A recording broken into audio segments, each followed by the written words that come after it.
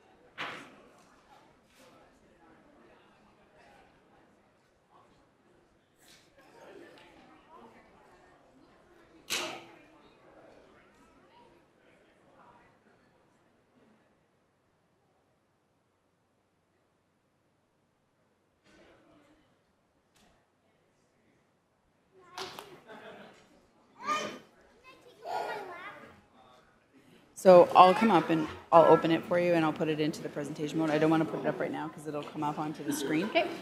So what'll happen is during a presentation mode, it'll be a black screen. Your slides will come up here, and if you've written any notes, they'll be on this side of it. But you probably, if it's your first time doing a presentation, you probably didn't put any notes in it, which is fine, totally fine. So when you move forward or backwards, you're going to use these keys.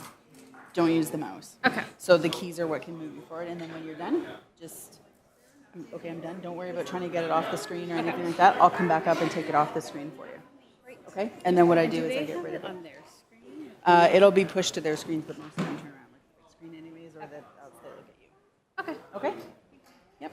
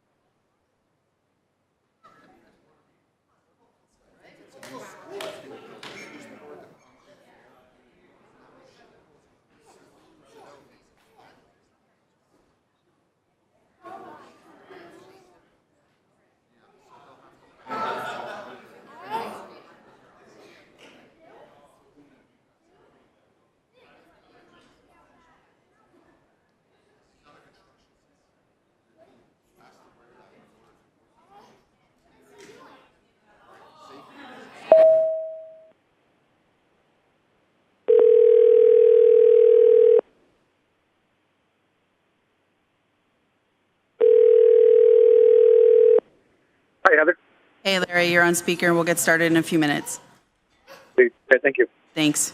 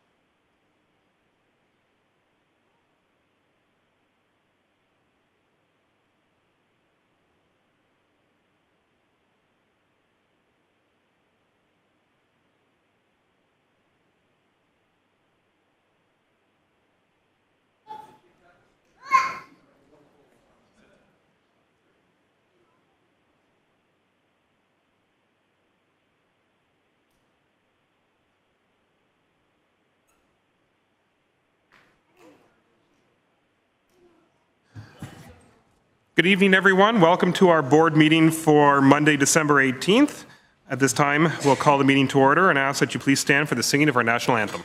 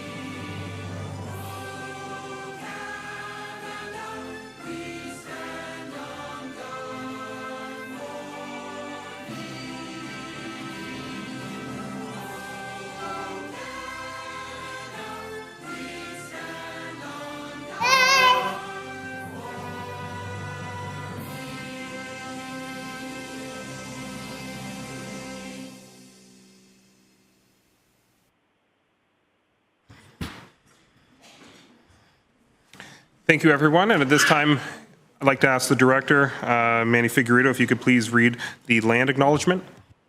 Thank you to the chair. The Hamilton Wentworth District School Board acknowledges our presence on ancestral Anishinaabe and Haudenosaunee Confederacy land as determined by the Dish with One Spoon Treaty.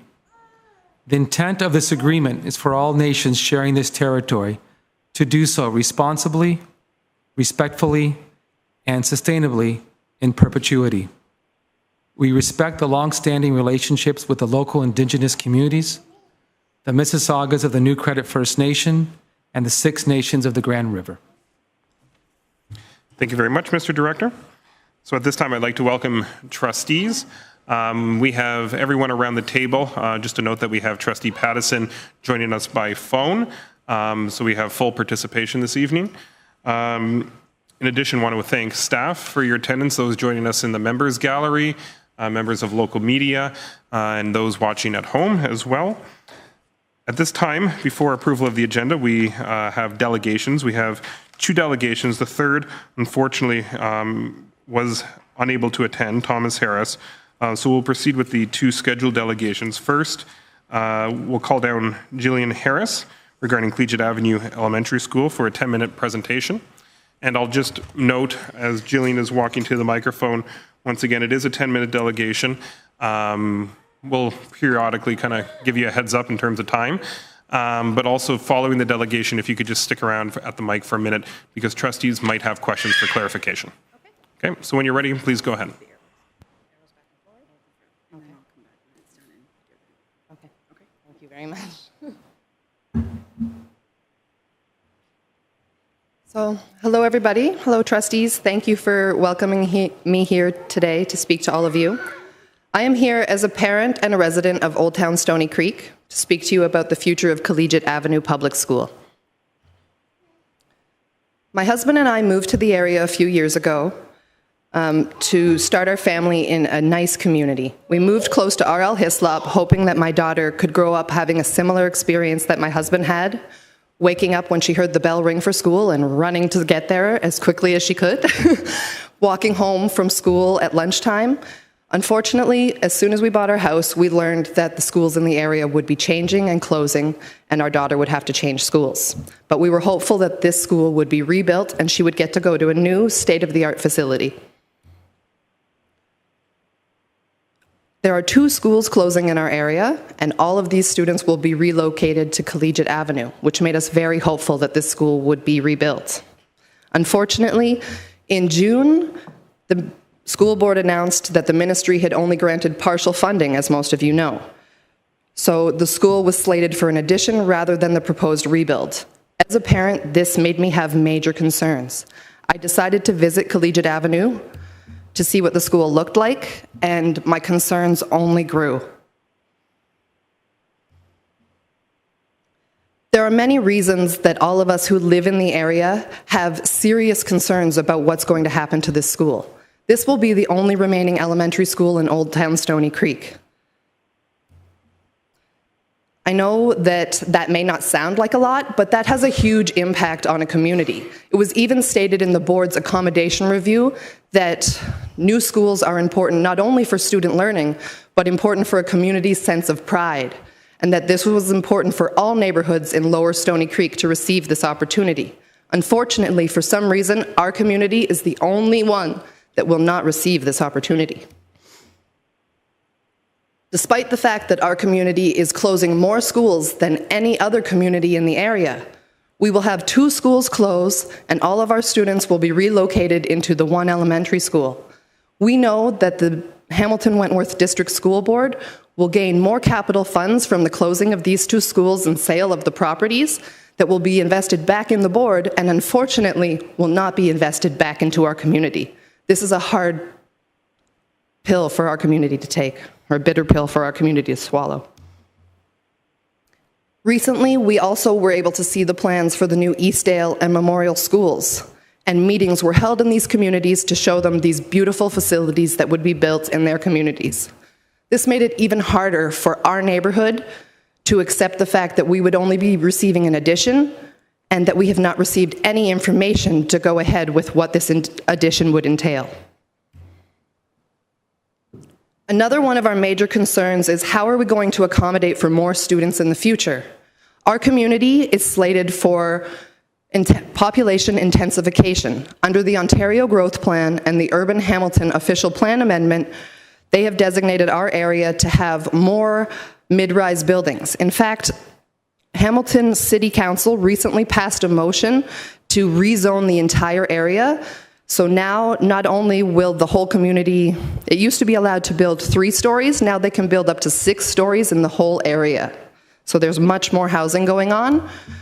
In fact, there's already major redevelopment happening in the area. There is a 62-unit condo proposed for King Street. There is a 19-story high-rise proposed for Queenston Road, another 8-story condo proposed for Queenston Road, and the sale and redevelopment of the Stoney Creek United Church on King and Lake, as well as the sale and development of land at King and Centennial, not to mention the upcoming sales and likely development of the Hislop and Green Acres property. All of these things have not been taken into account when deciding to build an addition rather than rebuilding the school, which will make it much harder to accommodate future population growth. On top of that, Collegiate is one of the schools that has one of the highest enrollments in the area. There have been many different numbers thrown at our communities to show the different enrollment rates at all of the different schools, but Collegiate is consistently listed as one of the higher enrollment schools in the area. On top of this, the current building is very outdated and deteriorating. What kind of investment of public funds is it to build an addition on such an outdated and deteriorating building? You can see that the foundation is cracked. There are questionable residues on the exterior of the building. Exterior walls are cracking and crumbling. There are areas of the building where concrete has crumbled away, exposing sharp pieces of metal within student reach. The main entrance is questionable and gives a look at the inside of what the school state actually is. There are water stains throughout the school on the ceiling tiles, on the floors. Floor tiles are cracked, and many of the hallways appear very dark, dated, with rusted doorways, dented doors, and cracked and chipped floor tiles. These are all things that you already know, but building an addition onto this building, how is that a responsible use of public funds? And how can you ensure to our community that this building is going to be upgraded to a quality where our students will be able to attend a state-of-the-art facility like those other ones being built in neighboring communities? We also have many concerns with traffic, accessibility, and safety. There will be an increase in pedestrians, buses, parents, staff, daycare, and more. As you can see, there's going to be lots of people walking, And compared to the other areas in Lower Stoney Creek, Collegiate Avenue is located in a downtown core, and many of these students will be crossing busy main streets, including King Street, Queenston Road, and Grays. We know that the school has an inadequate bus loading area with only room for currently about 1.5 buses. We know that the school has a lack of parking and that accessibility is a major problem. Students currently can only access the school from 2 very narrow pathways on either side of the school. Recently, staff released rough plans for a possible layout, and for some reason this has seemed to persuade and change trustees' minds into thinking that an addition is a sustainable choice for our school. But when you actually look at it, yes, this does give us some answers to some of our concerns. Yes, it does look more appealing than having no visual image, but is it really answering our concerns? Staff have proposed to knock down the gymnasium along the west side of the school and to enlarge the parking along that area. The parking along that side of the school is said to have a new bus turnaround area, parking, as well as a daycare drop-off. However, when you look at the actual layout of the school, you can see that this parking area is going to loop in beside the school and around the back of the school. There is still only very limited access into the parking lot from the front entrance of the school. Collegiate is a very unique elementary school in that it only has access into the school and the yard from the front of the property. Many other schools have access from multiple sides of the schoolyard. Collegiate does not. By creating a parking lot like this, you're going to have a lot of traffic going in and out right past what is supposed to be designated as the main entrance of the school. When you look at it as an actual map and not just on a white blank board, you can see where this parking lot is designated to go. All of the traffic will enter through that one single entrance along the side of the school. The only entrance into the back schoolyard exists along the west line of that parking lot. So students are going to have to walk along the side of the parking lot where buses, daycare drop-off, and all of that traffic is going to be going by. If they want to enter into the main front entrance of the school, they're going to have to cross across that busy parking lot into where the entrance will now be located. The only other entrance into the schoolyard is along the other side of the school. Some of the other frontage of the front of that schoolyard is blocked by residential houses. There are no other entrances into the schoolyard from any other sides. When you zoom in, you can see that the plan to knock down the gymnasium and expand the parking lot beside and behind the building is actually not going to add that much more parking, especially when it needs to accommodate a bus turnaround and daycare drop-off. So when we look at this, you can see the bottom arrow on the left-hand side is meant to be the new entrance, the main entrance of the school, right in the middle of the parking lot and the bus drop-off. The only way for students to get to the schoolyard will be on the other side of that parking lot or the complete other side of the school. At the top back is the arrow where they will be entering into the daycare. So essentially the parking lot is isolating the school.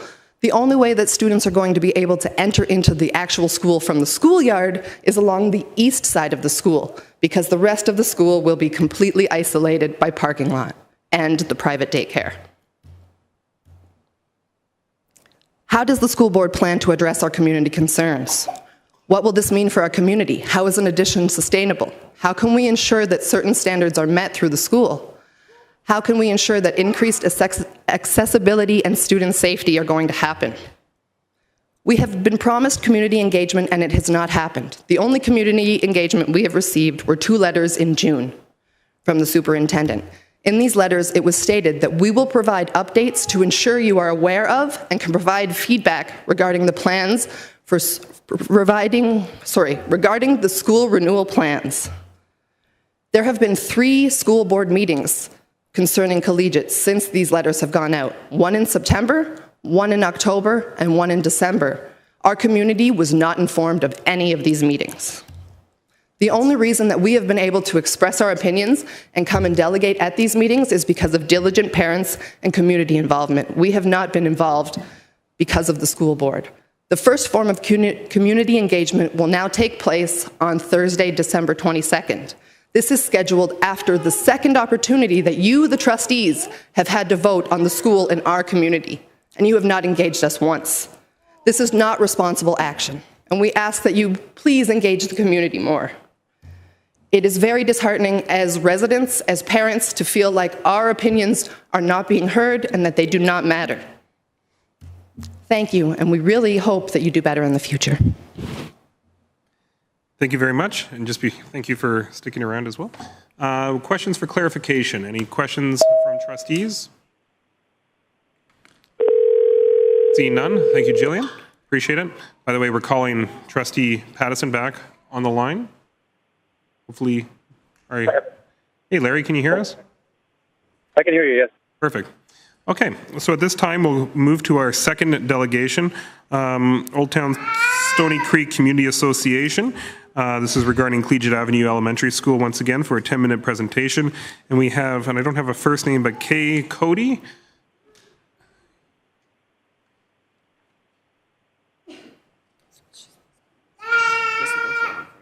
Okay. All right. Welcome to the boardroom. And you have 10 minutes whenever you're ready. Okay. Good evening. I'm here to discuss how you have failed Collegiate Avenue Public School. Who am I? My name is Kristen Cody. I am a mother of 3 boys, and I'm speaking to you tonight on behalf of the Old Town Stoney Creek Community Association. So, Hamilton Wentworth District School Board has failed our community. Our community, when I say our community, I mean the students, parents, and neighbors of Collegiate, R.L. Hislop, and Green Acres schools. So how has HWDSB failed us? Well, let's start by looking at these pictures that are already very familiar to you, I'm sure. You have let our schools deteriorate from years of neglect. I don't really need to clarify, you've seen them. So how has HWDSB failed us? You submitted our school as the lowest priority to the Ministry of Education. When you were asking for funds, you put our school on the bottom of the list. This was mentioned at the last meeting on October 30th, and it was in fact clarified by staff, and it is known to be true. Why? We don't know. I don't know if you know why. Maybe you do know why. We haven't had the opportunity to ask why.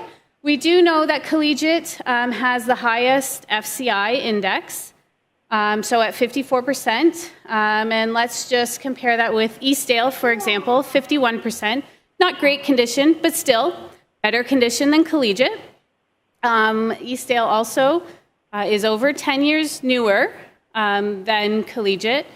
Eastdale also has air conditioning. I'm not sure if all the other schools in the board that don't have air conditioning realize that you're knocking down a school that is newer and has a better FCI and has air conditioning.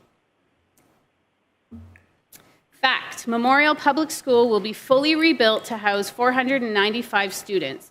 Memorial is similar to Collegiate, but is newer and in much better shape. It is not consolidating any other students. It has a 37% FCI compared to Collegiate's 54%, and yet it was also put above Collegiate in the list of priority. Thank you for making us last priority. How has HWDSB failed us? You did not reapply for ministry funding as you promised you would. So here's a quote from Todd White during the accommodation review times. We're confident whether approval is received in this round or not that we will receive funding in a further round. So this is what you told our community. This is what everybody agreed on. This is why you didn't have any arguments during the accommodation review. Everybody was happy with this plan. Nobody is happy with the plan now. That may be Eastdale parents. How has HWDSB failed us? You failed to communicate any information to us in the last 6 months. The last communication was from the board was a letter on June 28th. Why haven't there been any public meetings? Why haven't we engaged the community at all? Why is the next community engagement scheduled for after these meetings? Reminder, HWDSB is a publicly owned and funded institution. We have been excluded from any discussions about Collegiate's future. There have been no invitations or notifications about these meetings. There is limited participation allowed at these meetings, only 3 delegates with a maximum of 10 minutes each. So, why are we worried? Our school is in very poor shape. Consolidation will increase enrollment by 70% to over 500. The main priority of HWDSB is sticking to the short-term budget of $10.4 million. What will be included? What will be fixed? What if there are unforeseen costs? Which aspects will be scaled back? So, what's next? If the board decides to renovate Collegiate and build an addition, a public written commitment should be provided detailing what will be fixed and included. This should be done before any feasibility study. Our community has the right to know what you are committing to. So what should be committed to? The following areas in the renovated Collegiate and addition need to fit modern standards and current benchmarks. FDK rooms, instrumental music room, gym, learning commons, office and resource space, front, rear, and side entrances, washrooms and change rooms, technological infrastructure for 21st century learning, for example, Wi-Fi and electrical outlets. The following areas in the renovated Collegiate and addition need to fit modern standards and current benchmarks. Replace flooring and hallways in classrooms. Replace broken lockers. Replace ceiling, especially in hallways. Replace all doorways, damaged windows, replace soffit and fascia, eaves troughs and downspouts. Fix all painted surfaces that are in disrepair. Replace indoor and outdoor lighting, and removal of animal and pests from the ceilings. What else should be committed to? The following learning materials need to be provided for more than 500 students that will be attending the renovated Collegiate Avenue Public School when consolidated with Green Acres and Hislop. These materials should be comparable to what is provided in new schools such as Eastdale and Memorial. This will ensure equity within the greater Stoney Creek area. New textbooks, library books, and literacy materials. New sports equipment. New technologies such as laptops and iPads. New desks, chairs, tables, and other furniture. New or used instruments that are in excellent condition. So why is a public commitment important? A project can be made feasible by scaling back on certain elements. We do not want this to happen. We want a commitment to what we feel is required in this build. The age and the condition of the building make a public commitment important. It provides transparency moving forward to the community members who have felt in the dark. It guarantees the facility will successfully accommodate increased enrollment. It makes it equitable, and it is the first step in restoring communities' trust and faith in the HWDSB. Thank you for listening.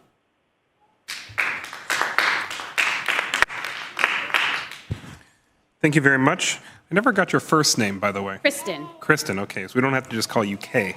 Yeah. That's good. Appreciate it. Thanks for your delegation, Kristen. Any questions for clarification from trustees? Trustee Beatty. Thank you, Mr. Chair. And mine is a comment for Kristen and Jillian, just to thank you for coming and delegating. Hard to hear, obviously. I don't think that was an easy thing to hear as a trustee, and certainly not an easy thing for the community to say. But thank you for taking the opportunity to come here this evening. Okay. Thank you very much, Trustee Beatty. And once again, thank you for the delegation. So at this time, with no further questions, we'll move to item number 3, which is approval of the agenda. Looking for a motion to move and second. We'll move by Trustee Hicks, seconded by Trustee Archer. Any declarations of any questions or comments on the agenda? See none, all in favor? Thank you. That is unanimous. Item number 4, declarations of conflict of interest. Any declarations from trustees? See none. Confirmation of the minutes from December 4th. Any feedback from trustees? Seeing none, item 5A, this was added to the package, correspondence received regarding Collegiate Avenue Elementary School. I'm looking for direction from trustees, potentially a motion to receive. Trustee Beatty, motion to receive, thank you. Do we have a seconder? Seconded by Trustee Van Geffen, thank you. Questions or comments on the correspondence? Seeing none, thank you to all of those that wrote to us in the package. All in favor of receiving the correspondence? That is unanimous. Thank you. We'll move to item number 6, reports from trustee special committees. Item 6 is the Human Resources Committee report from November 30th. And we'll go to the chair of the committee, Trustee Deeth. Thank you. So at our meeting on November 30th, we had a teacher recruitment update, and where we were provided with an update on the board's recruitment strategy and promotional materials that were being used, including social media. And then we talked about the challenges recruiting qualified French teachers and the strategies that HR was taking to recruit more French teachers and how they were going about that. And then we received an overview of Regulation 274, and then which was presented to inform the committee the steps all publicly funded school boards are required to follow when hiring for long-term, occasional, and permanent vacancies. Then we received a enrollment and staffing update, and just I guess two pieces of it was that the projections in enrollment for Stoney Creek Mountain were overstated as a result of slower than expected development. And enrollment came in 78.25 FTE higher than projected as a result of higher than expected growth from residential development in various locations. And we know where those sort of growth areas are. And then also that coupled with the growth of French immersion at Sherwood, which was higher than expected. Following that, we received one of our pillar reports, which was on positive culture and well-being. And if trustees didn't get a chance to do that, as it's one of our pillar policies, it's a really good one to read through. And if you have any questions, to definitely give us some feedback. So this was the first time that we had received this with the new pillar policies in effect. And apart from that, that was it. And with that, I'd like to move the report. Thank you very much, Trustee Deeth. Do we have a seconder? Seconded by Trustee Johnstone. Thank you very much. Questions or comments on the 3 information items? Trustee Danko.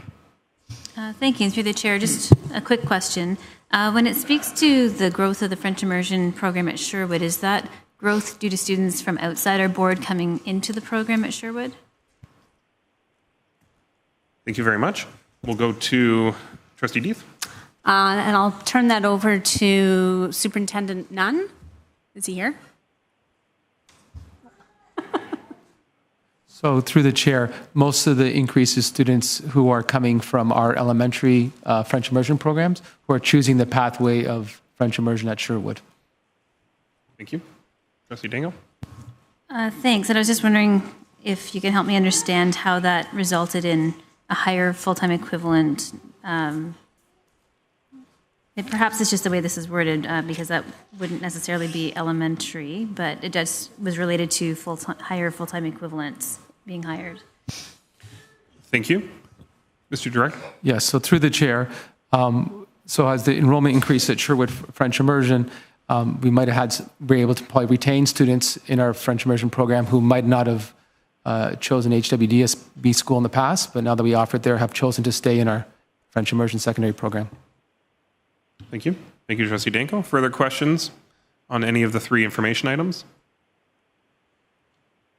Seeing none, I would like actually to ask a question myself, and I'm just wondering if I could just turn the chair over to the vice chair momentarily, if I could. Go ahead. Thank you. So just a question. I had follow-up, and I mentioned this prior to this meeting to staff as well. It's regarding the positive culture and well-being update, and more importantly, some of the appendices regarding suspension and expulsion data. I know it's been raised on numerous occasions in the past, and it's reference to the alignment of our definitions for suspensions. Trustees might note or remember from previous years that the other category for suspensions is still the leading item or category for suspensions, which leads to only a guess for these trustees in terms of what are those causes or reasons for suspensions.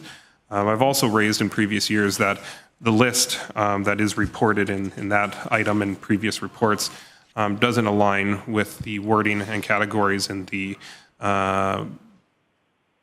policy, student behavior and discipline policy, I think it's called.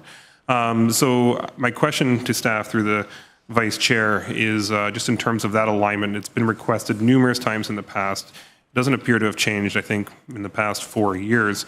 There has been some modifications, actually, but not to the point where it's consistent. So my question to staff is, was that an effort in this report to do just that? Or is there a motion or something required in order to align the policy with the report so we can finally uncover what exists in the other category? So, through the chair, I will ask Associate Director Peter Sovereign to respond to that. There has been an effort and there's been some challenges, but I'll have him speak to those challenges.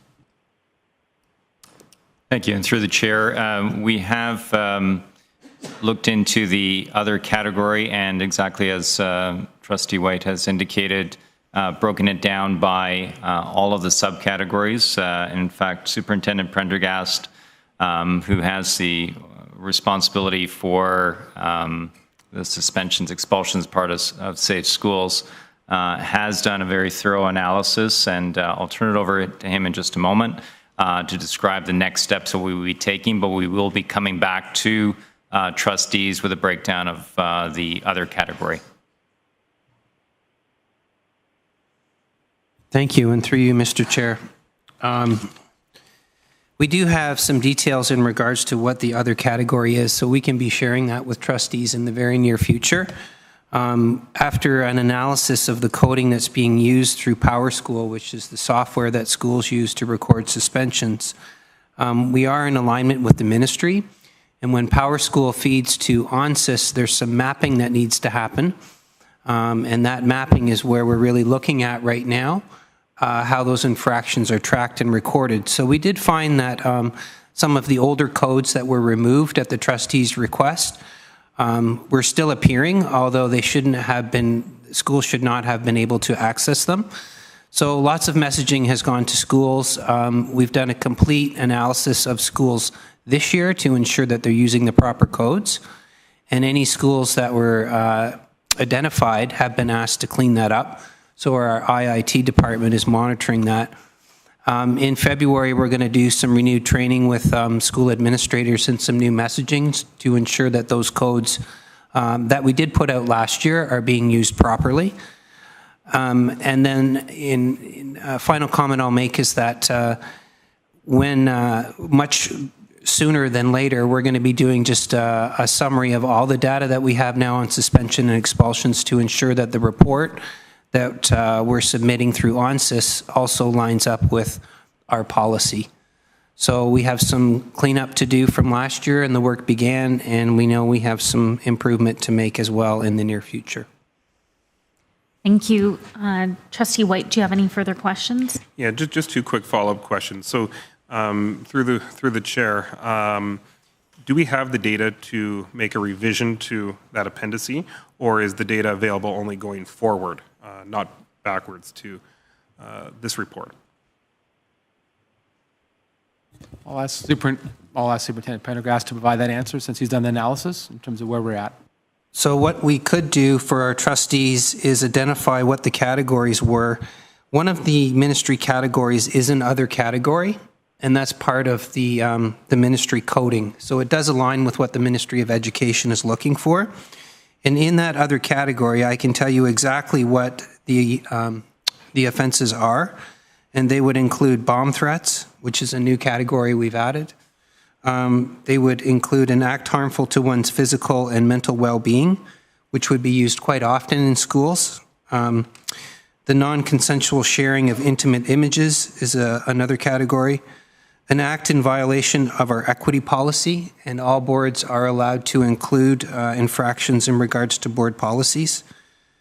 Using social media negatively is another category. Inappropriate behavior, which would include biting, spitting, and kicking. Profanity and swearing, and being under the influence of drugs are those other infractions that appear in that other category from previous years.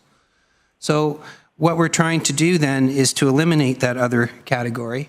All of those infractions would fall into one of our existing categories. So we're going to clean that up so that our schools do not longer have any access to that. And as of last year, they still had access to those things. However, this year, they do not.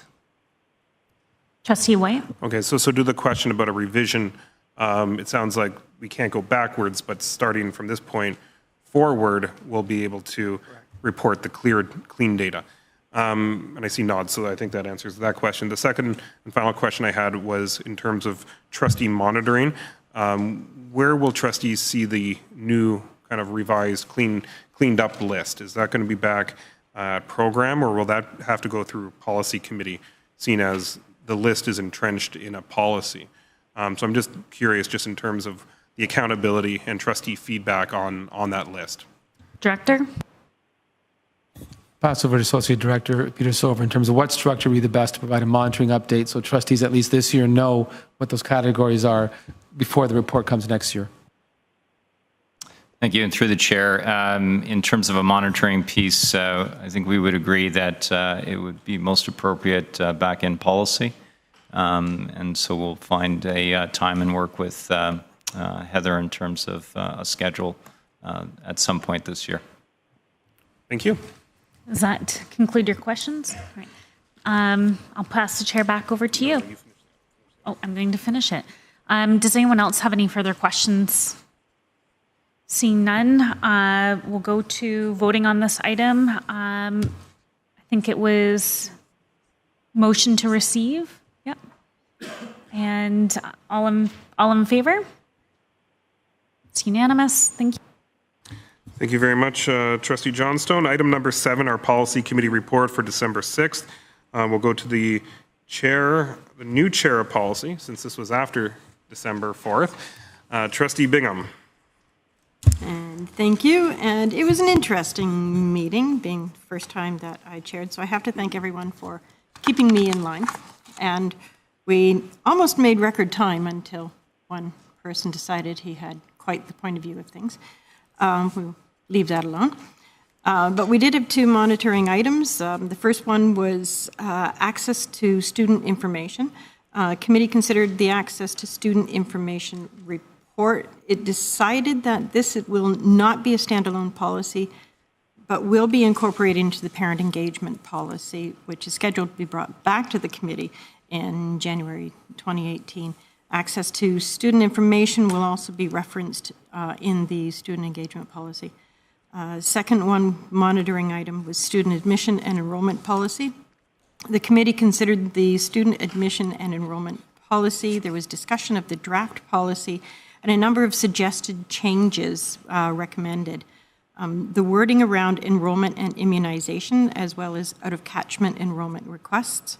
Examples of program in catchment under Tier 1, Tier 2, and Tier 3, and the addition of that staff establish and publish schools and programs that will be open or closed for the following school year. This policy was brought back to the committee for further will be brought back to the committee for further consideration in January. And with that, I move the report. Awesome. Thank you very much, Trustee Bingham. Trustee Bingham moves the report. Do we have a seconder? Seconded by Trustee Van Geffen. Thank you. Questions or comments on either policies? Trustee Danko. Thank you. Through the chair, just a quick question. If the wording was added to establish and publish schools and programs that will be open or closed to the following school year, were the timelines for that publication discussed? Yes, I believe the word Trustee Bingham, or do you want to flip it to Trustees? Yes.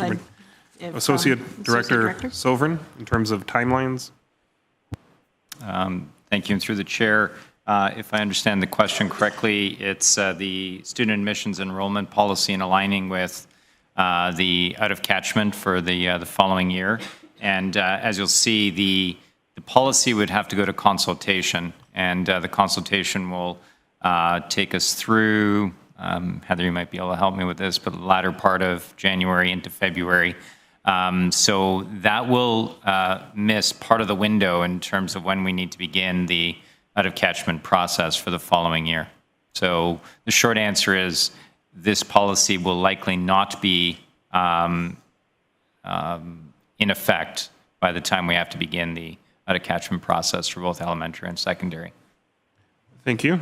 Was that your question, Trustee Danko? Not exactly, but very useful information. Yes. It was more around if we are incorporating the need to establish and publish schools and programs that will be open or closed, when would that happen in a normal school year once the policy is in effect? Yes, thank you. So just to remind trustees, we asked that question at committee. I think I asked it to Peter Sovern, and Peter, you had mentioned, I know you may want to repeat, just in terms of why staff were reluctant to put a timeline or deadline on when the out-of-catchment schools would be posted. And I believe, is this ringing a bell? Yes, the bell was rung. There we go. Associate Director.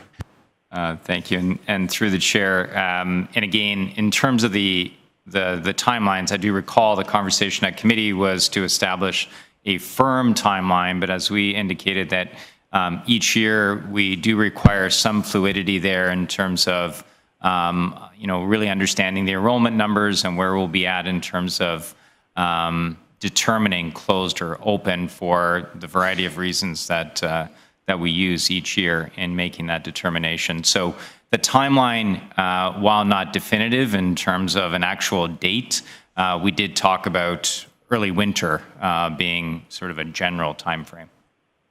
Thank you. Thank you, Trustee Danko. Thank you, Associate Director. Further questions or comments? Seeing none, all in favor? That is unanimous with Trustee Mulholland out of the boardroom momentarily. Item number 8, Finance and Facilities Committee report from December 6th. We'll go to the new chair of the committee, Trustee Van Geffen.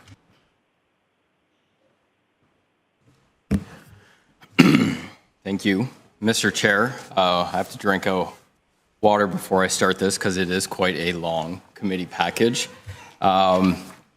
Before I deliver the committee package, I do want to say on behalf of the committee and I believe the board, thanking past chair of the committee, Trustee Hicks, for his work over the last year. With that, in the report, my preference through you, Mr. Chair, would be to deliver the report in its entirety. There are a number of action items on here. If the board decides to split, so be on discussing each item. Trustees will notice at the end, we did have quite a hefty agenda. 2 pieces fell off of the agenda in terms of monitoring items, the enrollment summary and the budget consultation on our priorities. They will come back to trustees January the 17th at Finance and Facilities. So we had a very healthy meeting on December the 6th, Collegiate. In terms of discussion, took, I believe, about an hour and a half of the discussion. Trustees, much led by the ward trustee, Trustee Beatty. We asked many questions to staff with regards to FDK, asbestos, windows, science labs, music rooms, the location of the main entrance, green space, parking, creating a 21st century learning environment, additional items as well as the transition plan and the timelines. Trustees will see on the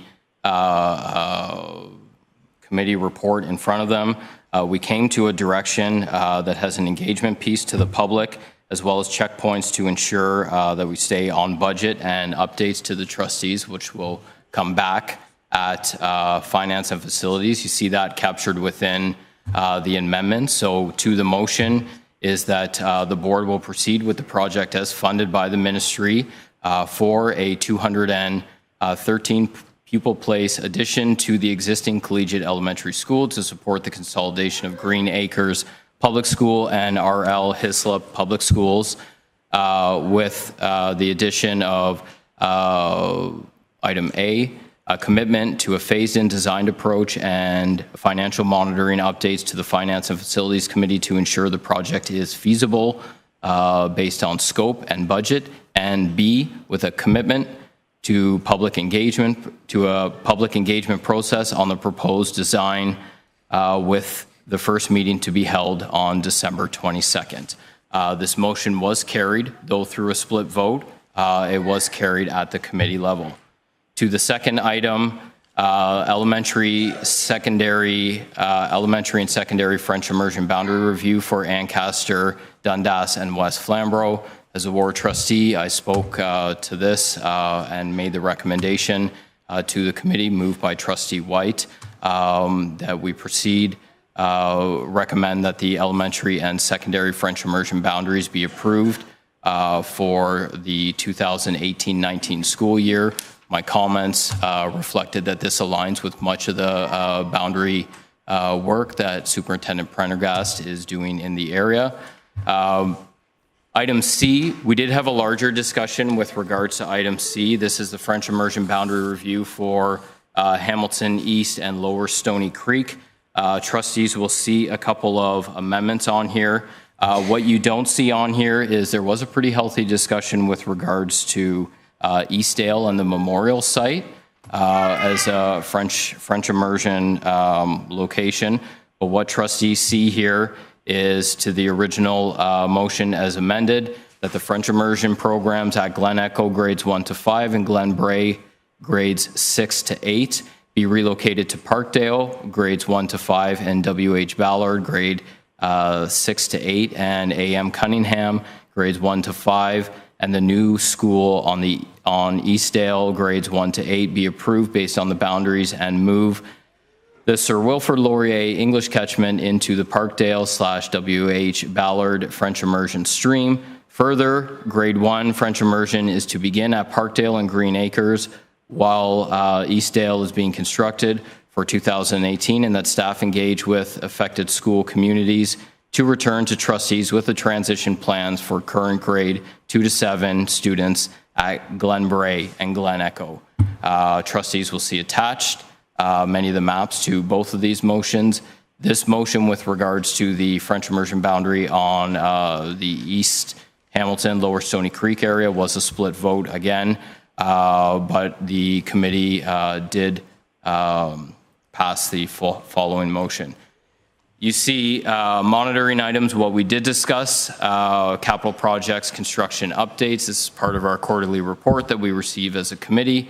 I would urge trustees as we move forward, if you have questions that you would like me to raise at the committee level with regards to this, or be that save it to when it comes to board, but I'm more than happy to raise your questions and hopefully loop back to you. If I don't, then you can read me out. You also see item E. This was quite an addition. If you open up your committee package, there's a reason why it was 13 megabytes. The elementary and secondary design guidelines, quite a good read. Much like the, it is a good read, much like the outdoor design manual. These are valuable things for our school communities as references to look at, and the thinking that facilities has to go through as our schools are designed. So with that, that concludes what was the public session, open to the public for this meeting on December the 6th. And through you, Mr. Chair, I will move the report. Thank you very much, Trustee Van Geffen. Do we have a seconder? Seconded by Trustee Hicks. Thank you very much. So to the report itself, it's been moved and seconded. We have a number of action items as well as two monitoring items. I just want to look to trustees. Are there any items trustees would like to pull out and discuss or vote on separately? Trustee Beatty? Thank you, Mr. Chair. Could we please lift item A and C? Okay, A and C we can do separately. So any other items that trustees would like to discuss or vote on separately? So if we could look to the report for everything except for A and C, maybe we can start with looking at item B, which is the Ancaster, Dundas, and Flamborough FI elementary and secondary boundaries, as well as the two monitoring items. So I'll ask first, any questions on B, D, or E? Trustee Danko? Thank you, through the chair. For item E, I apologize, I have not had a chance to read through the entire design guideline, but I fully intend to. I was wondering if there was any note about what colors we can or cannot use on the external parts of a building, especially with the number of renovations and new construction that's happening. I know that neighbors of a school don't necessarily appreciate primary colors like red and blue on the external of a building. And I know that we also consider using a neutral paint on the inside of a school because colors can become dated. And I think our brand is our signage and our buildings. And it's important that we are very purposeful when we decide to put big, massive blocks of color out in the neighborhood. Thank you very much. Trustee Van Geffen, over to the Associate Director Zucker. Thank you, and through the chair, we do not specifically refer to paint colors in the design manual. However, you're correct, that is something that we do take into consideration every time we do a new build and when we do exterior renovations and interior renovations. And all the things that you mentioned are the things that we do take into consideration. Thank you. Trustee Danko?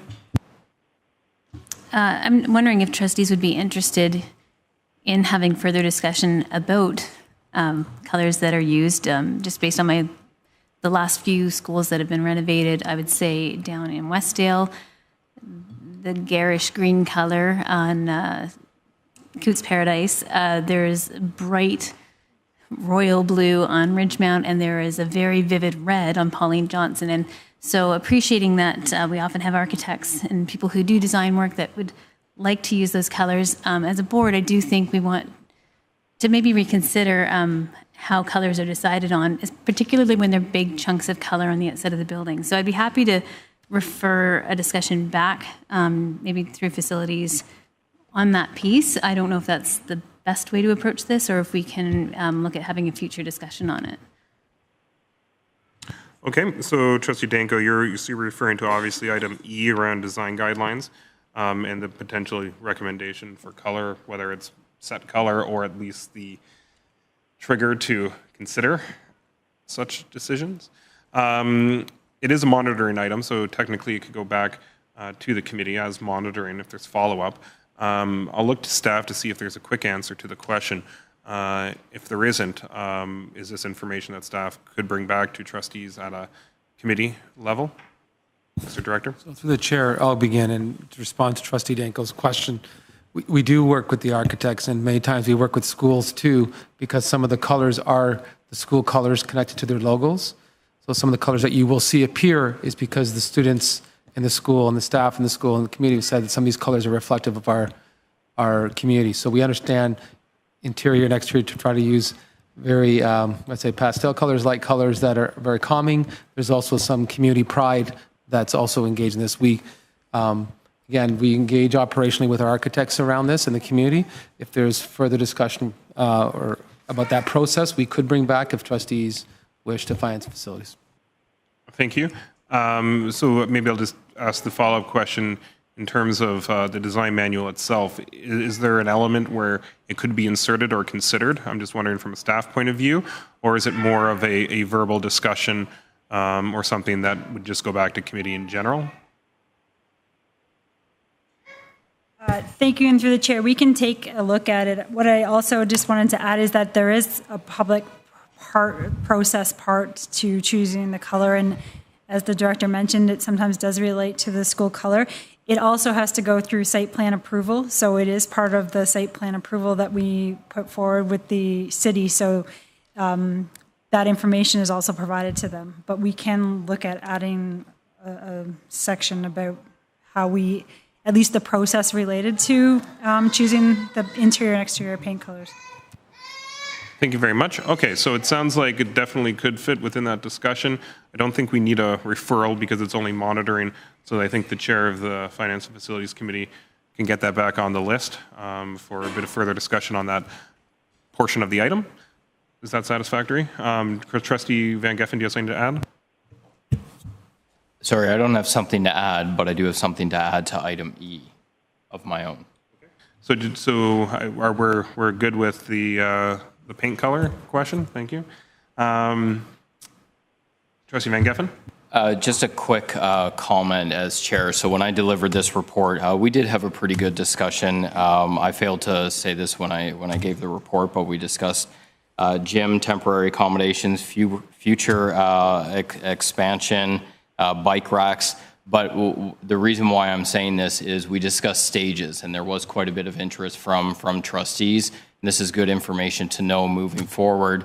And facilities could expand on it, but in the past, the kind of collapsible portable stage has been the direction of the past. That is no longer the direction of the future for the school board. And when you see new builds, you will see a fixed stage built within the gymnasium. So I hope I'm getting that right.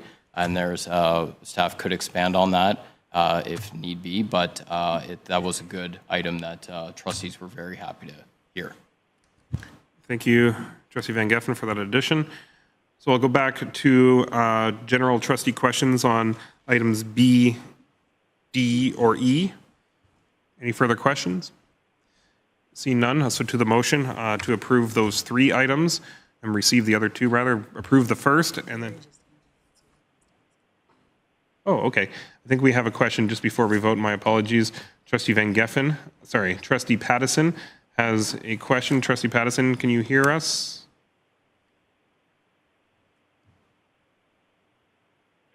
Thank you, Chair White. Sorry, just trying to find my mute button there. I do have a question with regards to new builds. We recently learned about the construction of the new North High School that they would be placing curtains instead of walls that go into the kind of fold into the wall. And I was just wondering if that was discussed at all for new builds. What we think of that.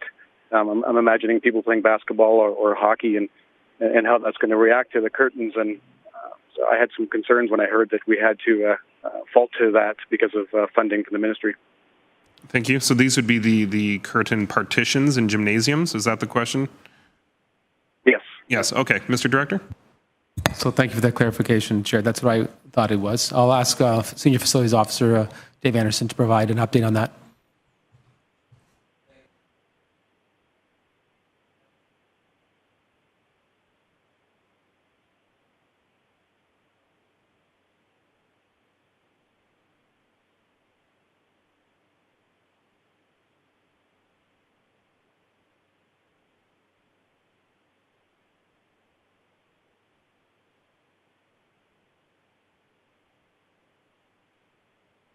And is that, to Trustee Pattison's question, part of the design manual?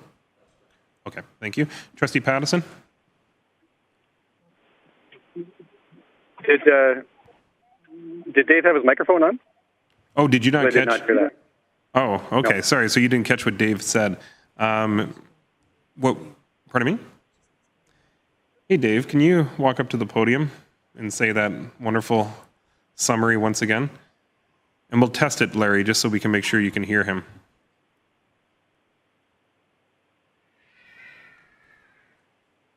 Thank you very much. And through the chair, the folding partitions have created... So just stop there. Larry, yep. Can you hear Dave now?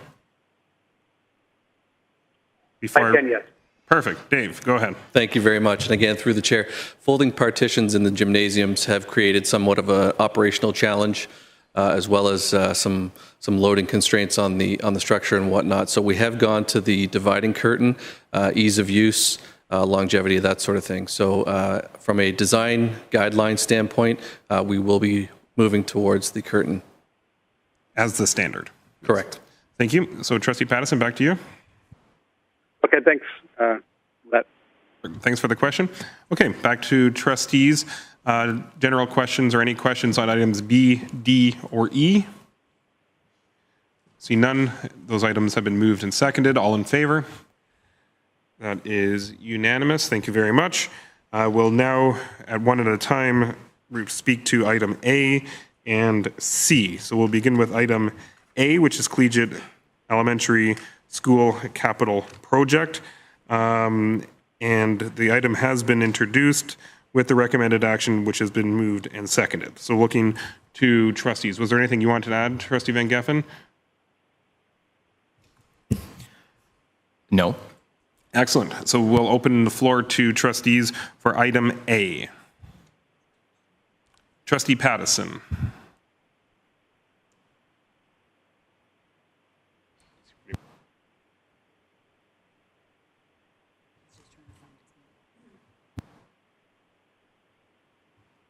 Trustee Pattison, do you have a question on collegiate? We're on item A right now. I'm told that you have a question. We can come back to you if you'd like, though.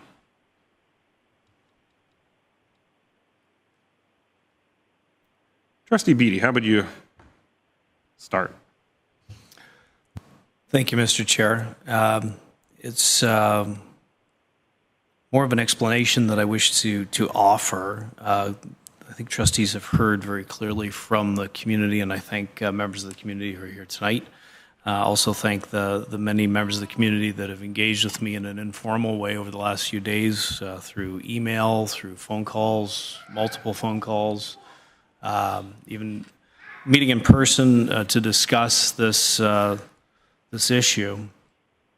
At the meeting on the 6th of December, you'll see that I made 2 amendments, and it's my hope that these amendments would allow for, if this is the will of the board, to proceed in this particular direction, some opportunity that the needs of the community can be heard and respected in terms of the engagement process, number B, and then also in regards to number A, that amendment is intended to make sure that this project is actually feasible, which was an issue that I raised and the community continues to raise over whether or not this is the correct direction to move in. Should this come back to the Finance and Facilities Committee through the amendment that was made with a commitment to a designed approach and financial monitoring updates, it would be my hope that trustees may have an opportunity, if it's proven to be unfeasible, to examine other options such as reapplying to the ministry. I was unable to support the motion as a whole, and the reason that I gave then, and I'll give now, was because of an inability to thoroughly engage with the community. I have had informal conversations, as I've said. We do have a meeting planned for this Thursday at Collegiate Avenue. It's a public information session. I know that I will see all the members of the public there, and that will at least give the opportunity to fulfill some of the requirements that the school community has put on us. I'm unable to put my support behind it for the same reason now as I did at the committee levels, that I haven't had that opportunity yet to fully engage with the community and understand their perspective. So when you see my hand not go up, it's not necessarily in opposition, but it is not in support based on the fact that we're approving something this evening before having the engagement process, and I know that it would be the wish of the community to undertake an engagement process before the decision is made. having explored those options, I'm led to be of the impression, rather, that in order to proceed with the engagement, there does have to be some kind of firm direction from the board, and as it's laid out now before you, that would include, as it's written, an engagement process, which does happen on Thursday. I would further encourage all trustees, if they are in the Stoney Creek area on Thursday night, 6 o'clock, Collegiate Avenue, to drop by and observe. And certainly there will be ample opportunity to get the impressions from the community, and I look forward to that.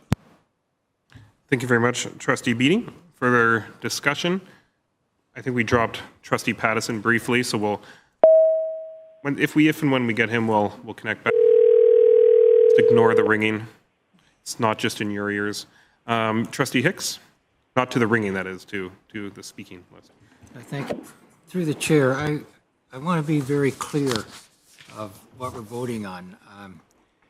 I heard Trustee Beatty saying that once we go out and get more public input and so forth, there's a possibility of going back to the ministry.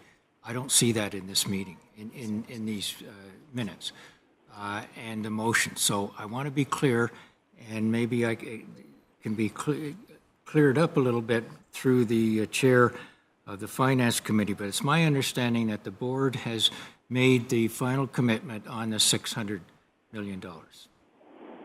Right? Phrase that word. The ministry's $6 million? Yes, I'm sorry, $6 million. So yeah, so the committee has made the recommendation. So the going back to the public, we're asking them for input on the addition that the $6 million would cover. Is that correct? So the amendment would ask staff to go back, not go back, but as they move forward with the project, continually providing information to the community and vice versa in terms of the design, build, scope, and budget. Correct. So I'm a little concerned when Trustee Beatty uses the sentence that there's a possibility we could go back for the ministry for more money on this project. Okay. Do you want clarity on that, Yes, or is that just a comment? Yes. Okay, we can get clarity. Trustee Beatty?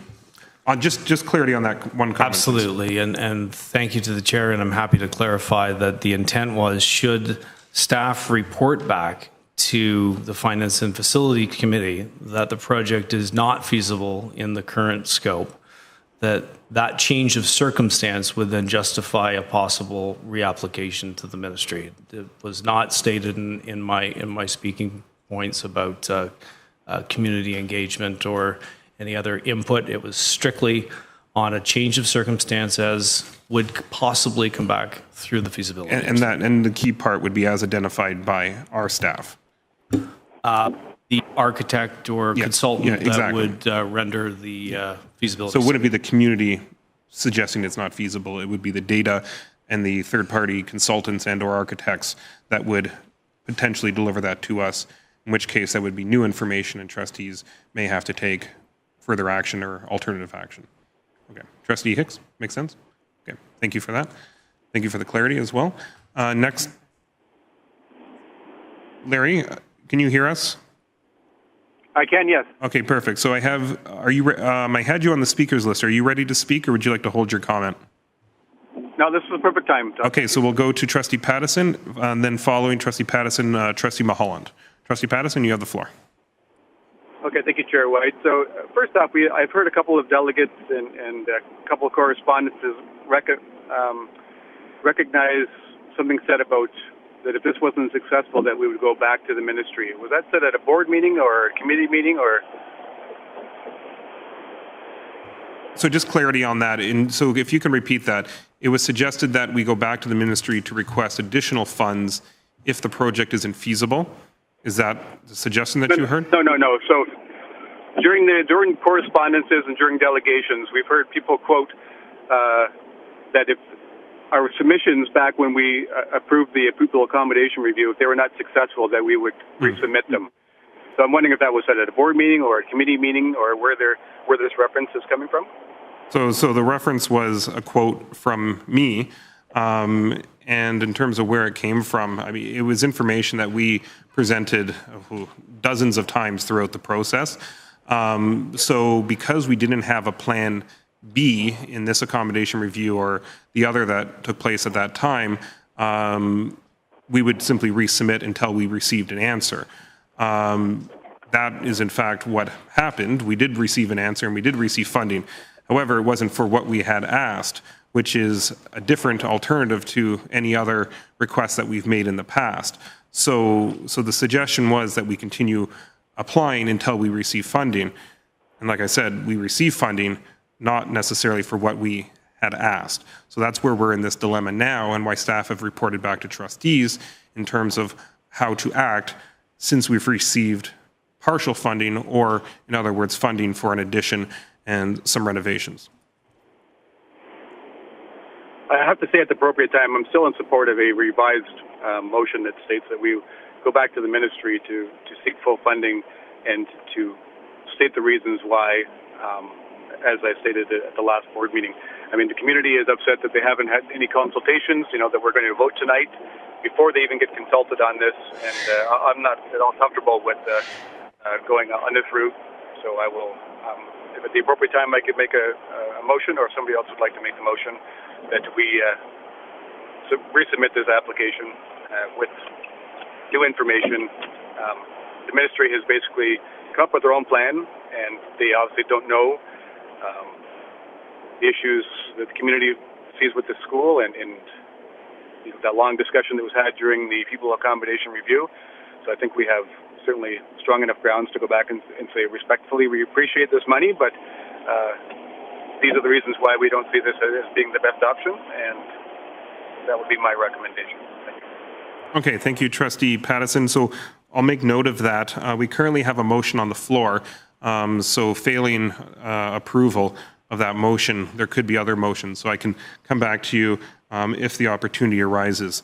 So thank you for that. Great, and we'll go next. Actually, I want to make one just comment just in terms of, I'll go to Trustee Mulholland, who's next on the speakers list.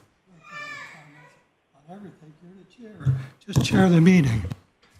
Now, I have a lot of confusion on this now. What you're saying to Mr. Patterson is that if this does not pass tonight, that he has the right to make a motion to go back for full funding for a rebuild. Now, the question is, if this is passed tonight, then Mr. Patterson is he's out in left field. He has no alternative. That's correct. Okay. I mean, I don't support this either. I support a rebuild. So I support Mr. Patterson. But the thing is that some of the questions and some of the comments that once this is done, and you just sent a message, things can't change. Well, I've been around on this board. I've seen many things change. Even with board approval, I've seen things change. And it happens all the time. So, Mr. Patterson, if he's listening, if he wants to make a motion, I'll be supporting his motion. Thank you. Thank you, Trustee Mulholland. So back to discussion. The floor is open. Just the one comment from a governance perspective that I was going to make is simply around the word or the intention for consultation. So the only thing just to note in terms of this process, this is still an extension of the accommodation review process. This is back to us as a result of new information that staff obviously has from the ministry on how to utilize the $6 million that has been awarded. So what we're doing is actually a motion on an accommodation review decision. Once we get to trustees on that, as per our policy, there isn't a consultation element. There could be an information element, but in terms of consultation, all of those scenarios would have been played out through an accommodation review committee.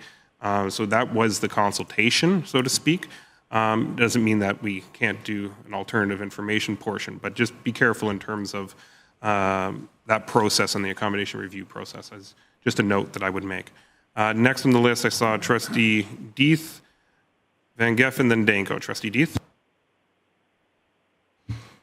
So in regards to this, it bothers me that, I mean, we've made a commitment as a board to make sure that we get community and parent feedback and involvement in this process, and have revised things to make sure that we do get that. So it is disconcerting when we see that the community is telling us that they haven't been, that they feel that they haven't been, or there hasn't been enough consultation with them for them to get their from their feedback on this. And I'm assuming that is just because the intent was to get a new build, and when that fell through, then, and we just got when we got the $6 million to do the addition, that was where sort of the consultation fell off. So can I just get some clarity on what would normally happen? So when we submit for a new build and then that doesn't happen, would we normally go back to the community or just proceed with what we got? Is there past on that? No is the answer, because the ministry didn't support our preferred option and we didn't have a backup plan. So in other cases in the past, we may have presented to the ministry options A, B, and C. If they came back and approved either A, B, or C, the board had already approved it, there would be no further consultation. Staff would have the direction already to move forward with whatever the ministry chose.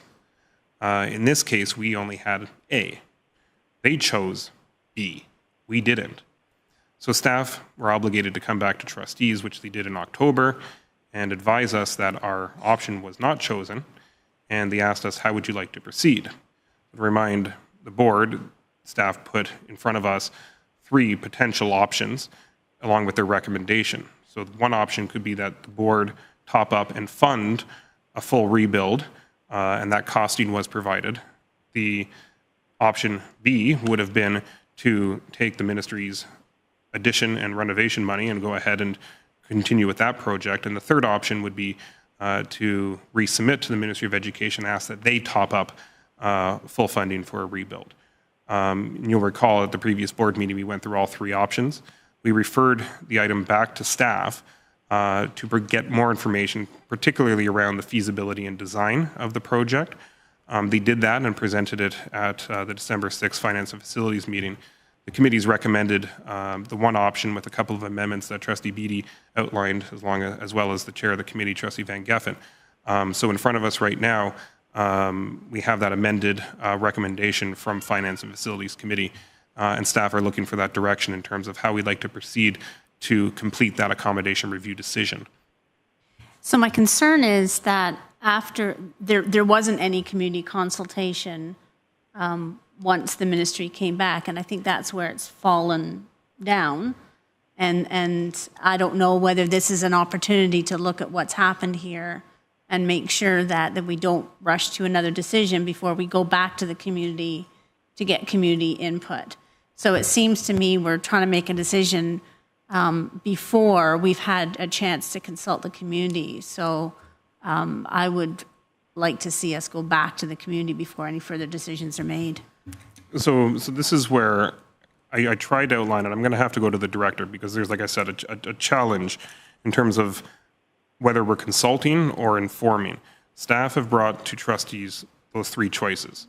They don't have direction. So for them to consult the community on 3 choices, once again, it's a renewal or continuation of an accommodation review process. It doesn't affect just one school. It has a cascading effect in that entire accommodation review area. So staff, if we were asking them to consult, we'd be asking them to, according to the policy, reestablish an accommodation review decision, or committee rather, to consult. But we can't do that because the ministry's already approved 2 projects. So money and action has already been taken on 2 other schools. So the word consult is a little bit misleading in this sense that staff are looking for trustee direction. I think the one piece, and Trustee Beattie didn't, in fairness, and he can correct me, didn't necessarily use the word consult, but engage and or inform, because once again, it would be a bit disingenuous to say that we're going to consult at this point, when really there's a pretty narrow options. What I heard in the delegations is potentially a lack of information that's been presented, but at the end of the day, it's a trustee decision on one of those choices that staff have already outlined. So that's just the caution, but I would also just, at this point, so it's just simply me not talking, would be asking the director, if I could, in terms of staff consultation versus engagement at this point and what staff are able or aren't able to do. So thank you, through the chair. And at the December 6th Finance Facilities Committee, I was present and I put this on the table, that the pupil accommodation review was the consultation. And the communities have, through the entire group, have said they wanted 3 new schools. And we did not put an alternate option in. So at the committee, I reminded people that when we go to consult, we want to be honest, transparent, what we're consulting with.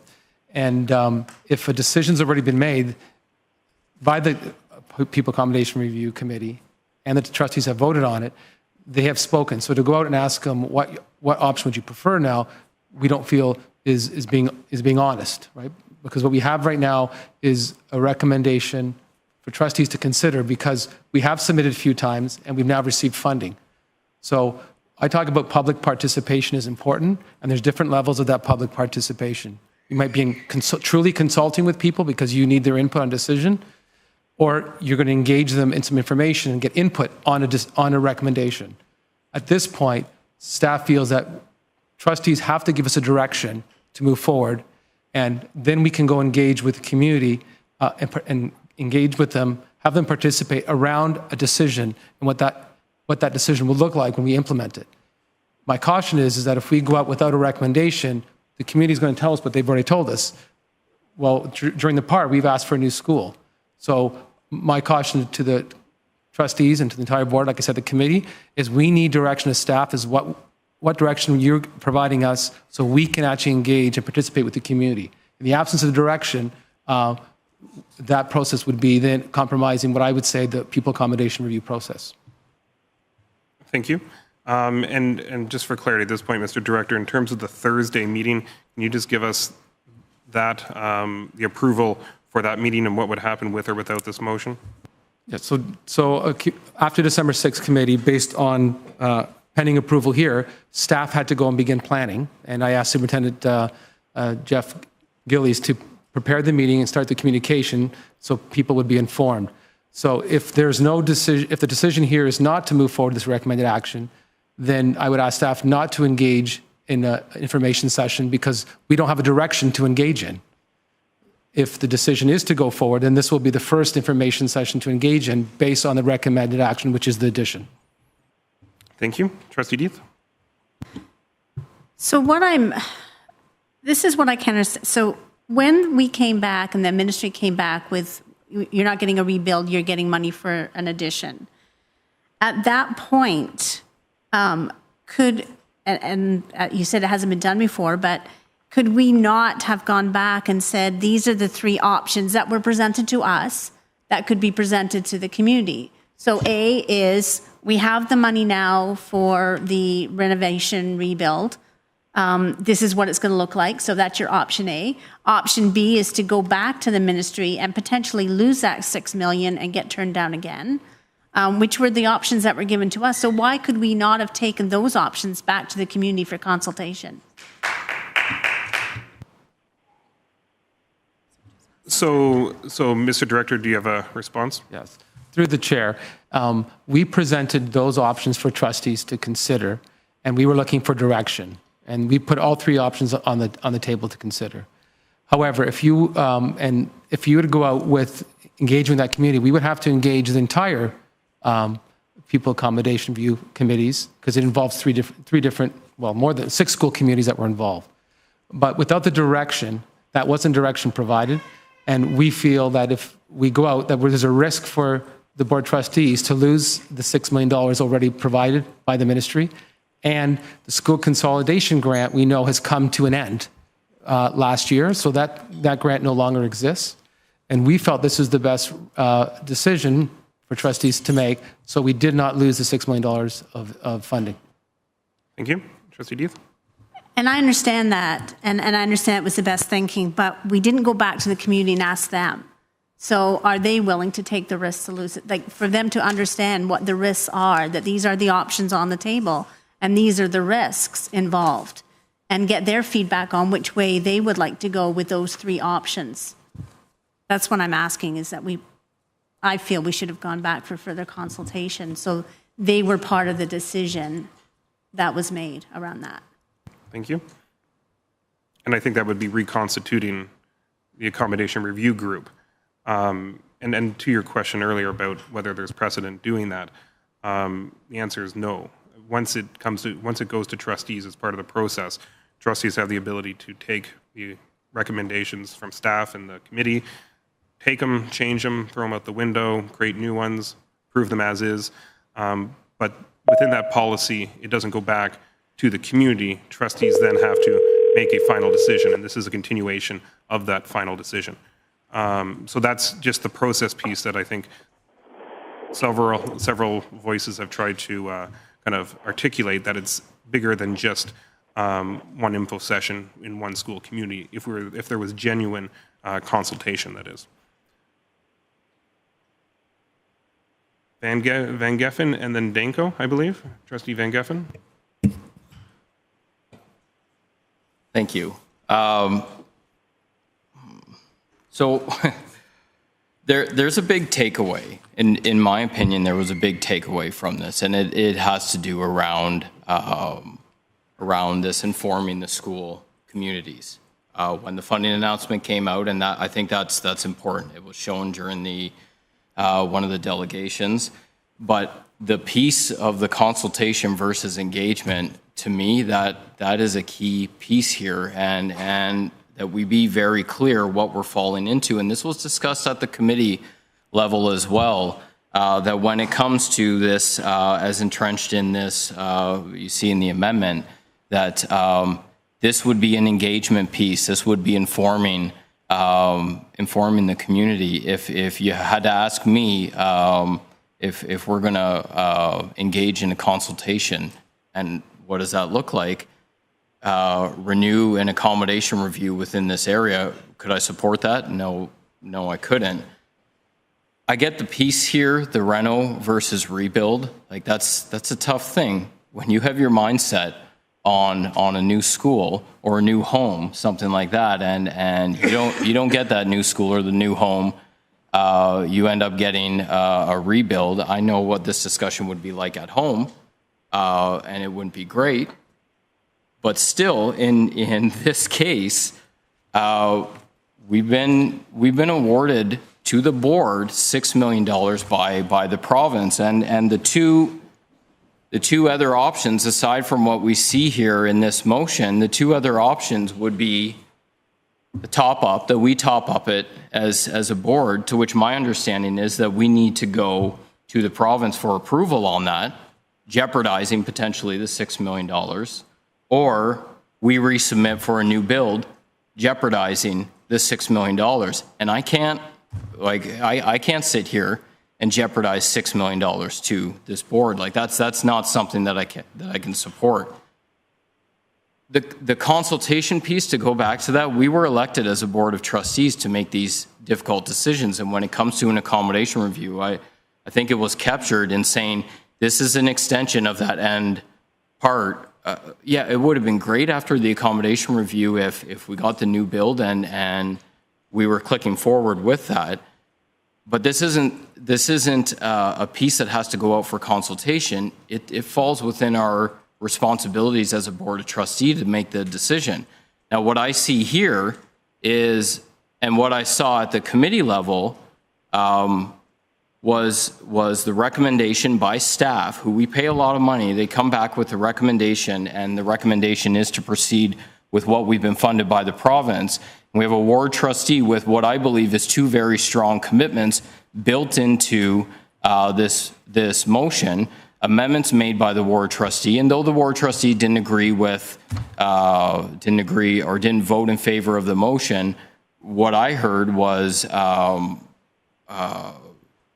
there are commitments based in here. We get regular updates where they belong back to finance and facilities, that we're not getting out of whack on this project, and we're also addressing that takeaway of laying it on very heavy in terms of the engagement with the community. I don't see any other avenue out of this to where we're, A, being irresponsible. I just don't see any, it's just that. I don't see any other out of this decision here. And delaying it, we're talking $6 million. And I didn't get elected to roll the dice on $6 million because that's what we would be doing if we engage in any kind of other discussion. So I am supportive of what we see here. I support it at the committee level. And I would urge trustees that we move forward with this. We need to give direction to our staff. And with the 2 amendments that are in here, the commitments that we see in here, I think we have in place what we need to move forward. Thank you very much, Trustee Van Geffen. Trustee Danko? Thank you. Through the chair, I think we've heard a lot of discussion about how challenging this has been, and I don't want to lay blame anywhere, but the fact is we're in a situation that we didn't anticipate. We went through a consultation process. The ministry already revised the consultation process. We had to come up with a whole new policy to have genuine, authentic engagement with the community. They're now revising it again because they want even more engagement with community going forward. So the ministry is committed to community engagement, is committed to that being authentic, to that being genuine. The decision that we made and that the community supported was based on information that we didn't anticipate. We did not anticipate getting partial funding when we didn't put forward an option B. It's never happened in the past. So again, I don't want to point fingers or lay blame because I really don't think we could have anticipated this. Given the ministry's commitment to increasing engagement, to revising this process, to do an even better job of reaching out to communities to make sure they're part of the decision-making process, I believe we really should look at Trustee Patterson's option of going to the ministry and saying, please, you've made a commitment to this community, but you need to commit to supporting the engagement that we did, to supporting the consultation that we did, and to support the decisions that we put forward, the option that we put forward. We didn't put forward a partial bill, a renovation as an option to the ministry. It doesn't make sense for them to do zero consultation with our community and come back and tell us and the community what we're going to do. That makes zero sense. And I don't think any responsible government would take back $6 million of committed funds from a pool that's now closed, so there's nowhere else for it to go. I don't think a responsible government would take that back. I think they would really look at this and say, you're right.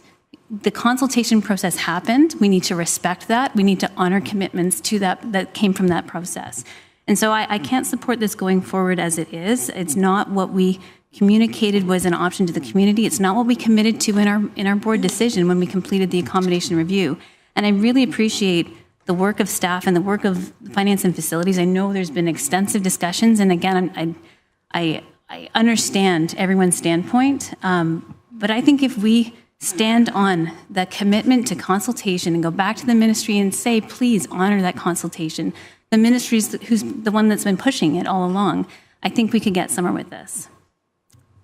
Thank you very much. Further debate. I have Trustee Bingham and then Trustee Mulholland. I'm not sure if we're doing second time, but I'll go back to Trustee Mulholland, then Trustee Johnstone. So first, Trustee Bingham. Okay, Yeah, then we'll go. Can we please, in layman's terms, hypothetically, this goes back, we resubmit it, and they come back with no new build, and no $6 million, where do we stand then? Layman's terms. Mr. Director?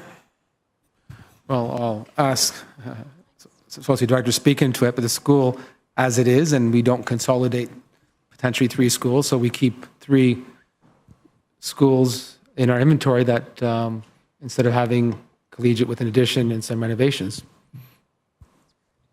So I'm just looking if that's correct, but I believe it is. Trustee Bingham?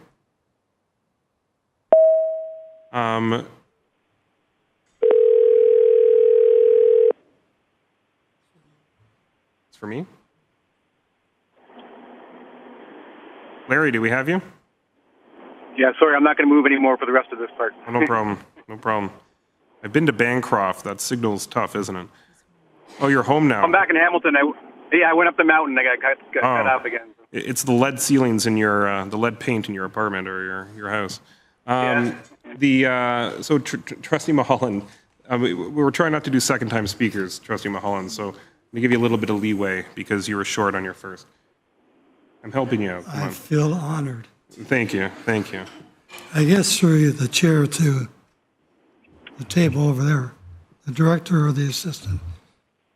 Hearing the comments about we're getting $6 million plus change to build a rebuild, but in fact, if we decide to build a new one and we don't get money, we can't add money to it. Because if we do, I hear we'll lure to $6 million. In other words, if it's $11 million for a new school, we have $5 million in-house, $6 million for the grant. If we do that, we'll lose the $6 million? I find that highly irregular. I'll have the answer first. Is that true or false? Associate Director Zucker. Thank you, and through the chair. So the way that we lose the $6 million is in order for us, we've already submitted a business case related to Collegiate, and they have given us $6 million for the addition. So we can't submit another business case related to Collegiate because they've already looked at that business case and said, based on the information that we have, we'd like to fund your addition. So if we want to go back to the ministry and ask for a rebuild, we have to say, thank you, but no thank you. We don't want the $6 million, and we're going to take our chances through the next round of funding to see if we get funded for the rebuild. So the answer is that we will lose the $6 million if we. Now, what happens if the rebuild costs $8 million and we need $2 million of our own money? Can we put it to it, or do we still lose the $6 million? Associate Director. So thank you, and through the chair, that is the third option that we had looked at, where a new build, including the daycare, would cost about $13.8 million. So it would be another $7.8 million that the board would have to fund. So that takes two approvals. It takes approval by this board, by you. It also takes, under the new regulation or the new changes to the regulation with regards to proceeds of disposition, approval from the ministry to use our proceeds of disposition for the purpose of the rebuild. I'm sorry, Mr. Chair. Possibly I never presented a question. The question was not $7 million of our own money to build a new build. What if the rebuild, $6 million, goes over cost and we have to put $2 million of our own money? Will the ministry allow us to spend more than $8 million? Because that school is going to need more than $6 million. I'll tell you, go take a walk through the school. So that's my question. If we spend $6 million and it comes an extra $2 million, can we spend it on our own money without penalty? Associate Director. So thank you, and through the chair, no, we wouldn't be allowed to proceed. So there are different steps of approval that the ministry requires us to go through as we submit our information. So first we submit our budget and the architects what they think it's going to cost. If it costs more than $6 million, we will not get permission to proceed from the ministry. So there are quite a few steps now that we have to go through with the ministry before we can spend our money, and one of those is staying within the budget that they've given us. If we want to add additional money to do renovations in the existing part of the school, that's through our school renewal budget, that's through our school conditions improvement, and that's through proceeds of disposition. Thank you. Trustee Johnstone. Thank you. My first question is, if we did not accept the $6 million, would that jeopardize our other two new builds with that accommodation review? Associate Director.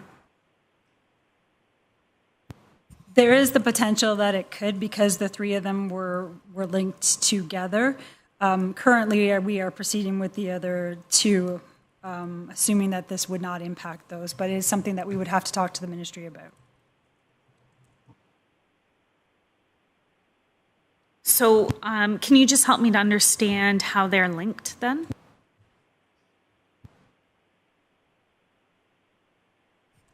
So they all came from the same accommodation review, and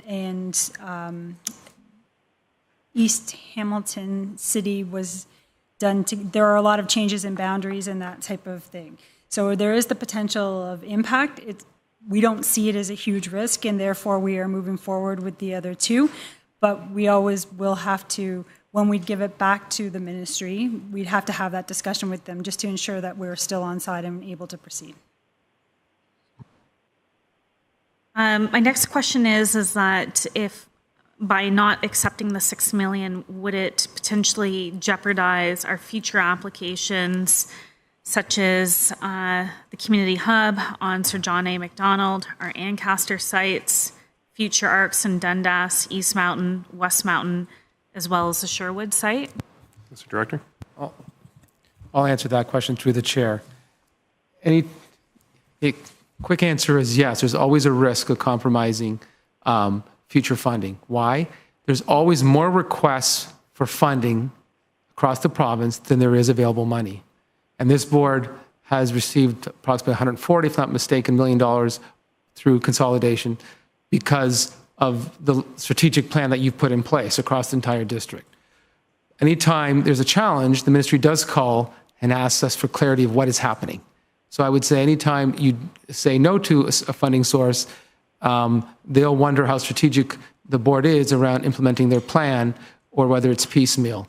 You've been rewarded because you've been strategic across the district. So it will compromise, potentially compromise any future requests. I would like to share with trustees around this board. I encourage you to look at other boards across the province, and I'll name Blue Water as being one of them, where they did not move forward with school accommodation, and it did result in them not getting awarded money the last 2 years for a new high school that they were hoping to get in their area. So I encourage you to chat with trustees across the province. There is implications across the whole board when you do not move forward. I see us as having 3 decisions tonight. So one decision is no decision. So our meeting on Thursday would be canceled. Another one would be to engage the community on what the new school addition would look like and how the layout would look. And our third is to send the entire accommodation review back into consultation. And so that is our 3 options. I'm not in favor of consulting the entire ARC again, and with that, I would support the current motion as it stands, which is to engage the community on a new addition. I have had new additions done at most recently at one of my schools, Mount Hope. It's phenomenal, and I have seen the impacts of that, and I think that I would encourage the rest of you to look into that option. Thank you. Thank you. Further speakers? Trustee Hicks, we already had you on the list. So if you ask your question in the form of a clarifying question. I agree with the chair of the Finance Committee. He said it very, very well. The one comment I would make is some trustees are hesitating to make the tough decision because they feel that we haven't consulted enough. Well, you know what? We did that through the accommodation. And when I hear the ministry wants more consulting from the public, they do. But they want it in a accommodation review process, not after the decision was made. And what we're talking about right now tonight, we're rehashing exactly what we talked about a month ago. And that is the decision whether you want to gamble for the $6 million. And at that time, it was the majority of the trustees that did not want to gamble and take a chance of losing the $6 million. Thank you. Okay. I have the chair of the committee. Thank you. Through you, Mr. Chair, I have some, and this is to Trustee Mulholland's questions, just some clarification from staff. So it was stated by Associate Director Zucker that in order to resubmit for a new build, we would have to formally decline the $6 million, correct? That's right. So my next question is then, if we resubmit for a new build that we've already submitted on, submission that, as far as we're concerned from a board, that submission hasn't changed. When that submission, and sorry, I shouldn't use when, but if that submission that hasn't changed is declined by the province, do we then need to resubmit for the $6 million that we've declined? Mr. Director? Well, we have experience slightly with this, but Mr. Director? Through the chair, it depends how they respond. If we decline and resubmit at the next round, which we're not too sure because there's no school consolidation, let's say it's the school capital priority submission, you'd be resubmitting for a new build. Depending on the response, their response could be no, you receive nothing, or they could say yes, you get it all, or no, you get nothing. We already said to you it was an addition. But it's very unlikely that our business case would not be, there's no information we would put in our business case. We resubmit business cases until we hit a response. And that's been our commitment, and that's been the direction of the Board of Trustees. Continue to resubmit until you get a response, and once you get a response, then we come back to the trustees for direction. Thank you. Chair of the committee.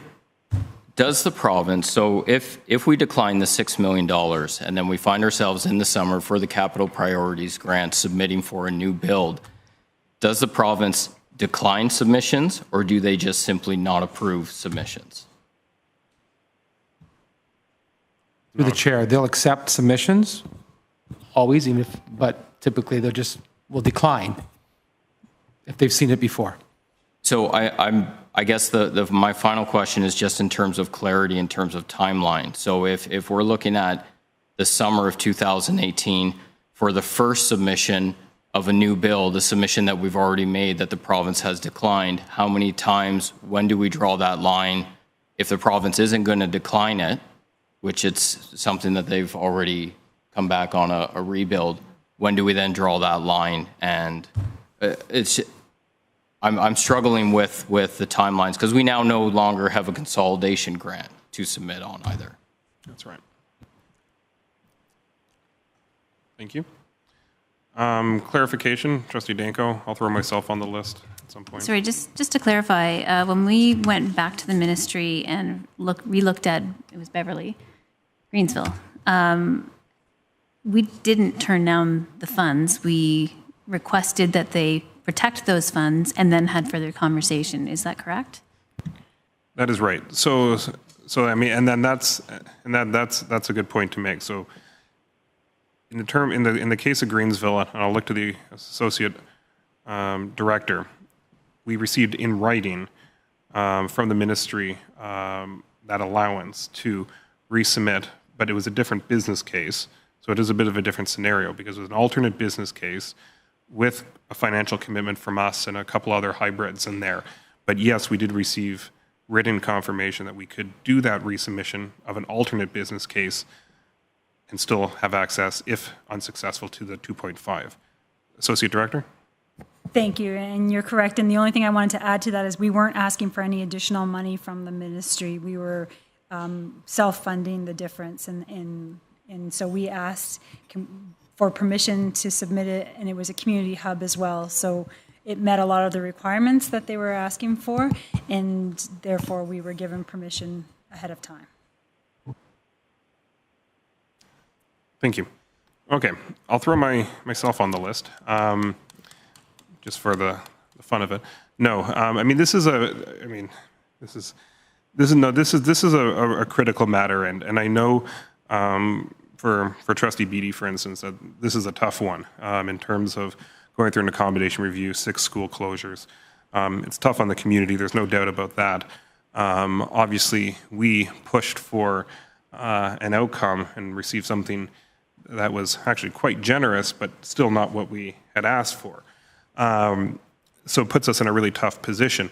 There's a couple of different options. I mean, you look at the situation, and I think hearing the delegations, there was a little bit of good information in terms of those timelines that was provided, and I really appreciated seeing, for instance, some of the timelines on information that the community received. And I think part of that is potentially unfortunate because we have moved from June all the way now until December. There's only been a couple of points of contact, and I think the summer potentially didn't help all of that process either. Because usually if we were to receive an announcement like that, staff would be back in the boardroom with trustees, a couple weeks or month later. In this case, we're in December now, so it does seem that that gap of time between June and December, and of course the review ended a year before that.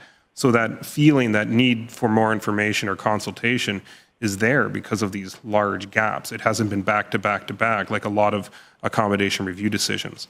So the one thing I gathered from the delegations is some of that lack of information, and I think I concur with that argument, because a lot of time has passed, and a couple of letters that a student brought home in their backpack or posted on a website doesn't necessarily do the magnitude of this process that much, doesn't do it justice, I think, in that sense.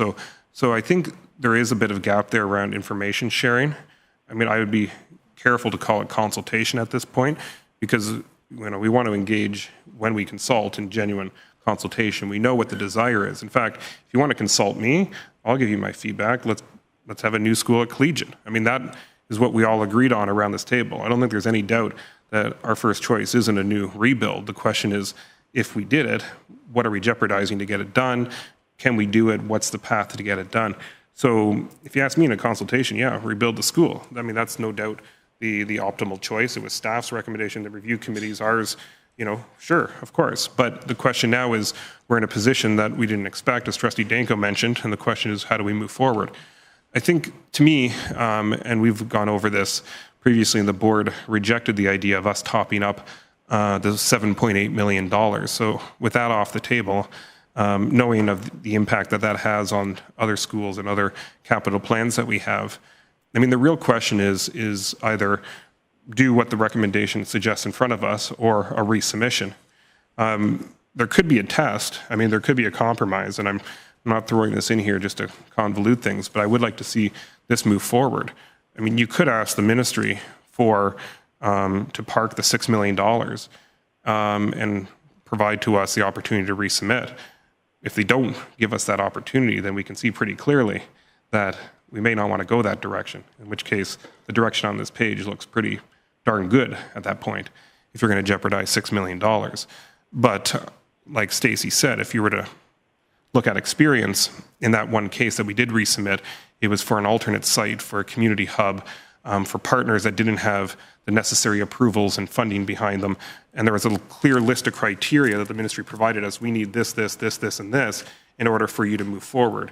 In this case, we're kind of resubmitting the same business case based on our original plan, which we all still fully support, but we didn't get. So that's the difference. Could we try it? Sure, we could ask. But if not successful, or if unsuccessful, I think we move forward on this sooner rather than later. I mean, the one thing in all of this that we haven't really talked about today are the kids and the students that are impacted by this. And let's be honest, we know that Stoney Creek needs the renewal. Let's be honest, that's still $6 million with an addition, and the $4 million or $3.5 to $4 million that we'd be spending. I mean, that's a good result. It's not the optimal choice of a new build, but it's a darn good result comparatively to any other area of the city. So thinking, in terms of my direction, we need to move forward. We need to make sure community has all the information. There's no doubt about that. But we also need to move forward. We have other big decisions on the go. And let's be honest, we got to get shovels in the ground for these other schools because there's a lot of movement happening in Stoney Creek. We don't want to waste unnecessary time. So to me, there's a couple different things built into this motion that Trustee Beatty moved around making sure the project is on time, budget, scope, et cetera, and that the community's engaged on each step of that process. I think that's critical. The other portion of this as well is that the meeting be held on Thursday. I think that's a positive step. The only other thing I can think in terms of this scenario is potentially putting in a caveat around asking the ministry if they would even entertain a resubmission or in writing, because unless we had it in writing, I think it would be a complete waste of time. And if we're not able to get that within 30 days, 2 weeks, January 15th, we got to move. You can throw it out there, trying to throw someone a bone here, but not you, Jeff. person sitting behind you. No, I'm just joking. But I'm just trying to think in terms of if we're truly going to exhaust all of our options, knowing that we don't have the funds ourselves, we got to move this forward. So to me, sooner we get this wrapped up, the better. If we want to try to, do the 11th hour Hail Mary, sure, let's give it a shot. But I wouldn't suggest full consultations, reopening accommodation reviews, and stretching these timelines to a point where we could jeopardize the funds or stall some of the existing projects underway. So I'm just going to throw that out there for any creative minds in the room. Trustee Deeth. So just for clarity, the total amount of money that we're looking at spending on Collegiate, so there's $6 million that we're getting from the ministry. And then how much money is being invested through the elementary program strategy? And then how much money through care update? Like what's the total? And going back to Ray's comment about, if we get in there and there's bigger problems, I'm just wondering, for my question is, what is the total amount of funds we're expecting to spend on Collegiate with that $6 million? And then again, just for clarity, if we go over, because we're going to start getting close to the cost of a new build, potentially. Yes, so precisely. Those numbers are there, and that's the reason for one of the amendments. But Stacey, do you want to reiterate the numbers? Thank you. And through the chair, for elementary benchmarks, it would be approximately $2.75 million. AODA is approximately $400,000, and high and urgent needs is approximately $1.2 million. So a total cost of $4.35 million, approximately over the next 5 years. Now, the difference between that and spending for the new school, these are different funding sources that come. So AODA, high and urgent needs, and some of the benchmarks could come from either school renewal dollars or SCI, school condition improvement, which we receive from the ministry on an annual basis. The entire $7.8 million would have to come from proceeds of disposition, which is, again, a one-time source of funding. So that's the main difference, aside from the amount, between using this money for the benchmarks, the AODA, and the high and urgent needs, and using board money for the addition, or for the new build. Thank you. So just with that, is if we could show the ministry that we're expected, we're over 10 million in what we're putting into that school, and then versus a new build, is that a possibility of, and that's not with any unforeseen problems or blocks kind of thing. So is that something that the ministry would ever look at? So we did exactly that. That was the business case that they turned down. So all those numbers haven't changed since the submission. They know that an additional, $3.5 to $4 million would be necessary for a rebuild. So yes, and yes. Okay. Did you have your hand up first, Jeff, or did Don? Don. I was going to move an amendment, if that would be appropriate at this time. Please. Those are the creative minds I was referring to. So if we could, you're going to have to help me with this a little bit. If we can add a step before we begin the commitment to a phased design approach, et cetera. So it would be before A, to have staff engage with the ministry and request that we, and look at the option to park the $6 million and allow us to resubmit the business case with some modifications without compromising that $6 million, and look for, what did you say? We needed to get that in writing. Ask the ministry for permission in writing to allow us to resubmit without compromising the $6 million. My thoughts are, we did this, I believe, with Sherwood, where we said, well, we were going to have to put in $4.35 million into it for high and urgent needs, et cetera. We could resubmit saying that we will commit that much money to the project if the ministry would fund a new build, or the difference for a new build. That's something that might be an option, and it wouldn't necessarily cost us more money that way. Yes. Although I'm not sure you'd want to use Sherwood as the example here. Well, I know, but it's an example of where we were able to resubmit. Yes. Yes. So to the possible amendment, I mean, what I would suggest is something as simple that staff obtain written confirmation or request written confirmation from the ministry to hold the $6 million pending a resubmission, and then put a timeline on that. And then if it's not received by blank date, then what is on this page will move ahead. And I'm happy to suggest a date if I can ask staff what they think would be appropriate. Well, so it's not staff's recommendation. You can ask for their insight. I don't think they would give you a recommendation because I'm not sure if they're obviously not recommending this. I just mean what they think would be a reasonable turnaround time. What would be yes. So when Stacy, you bug the powers to be, how fast do they get back to you? Mr. Director? I would say at this time, we would look at by the end of January, 4 to 6 weeks max, would be a maximum time, I'd say, to get clarification on our question, so around the resubmitting. Okay. So the amendment could be that staff request written permission to hold the $6 million pending resubmission, and that be done no later than the end of January. And then if unsuccessful, the following shall be approved. So this would be a package.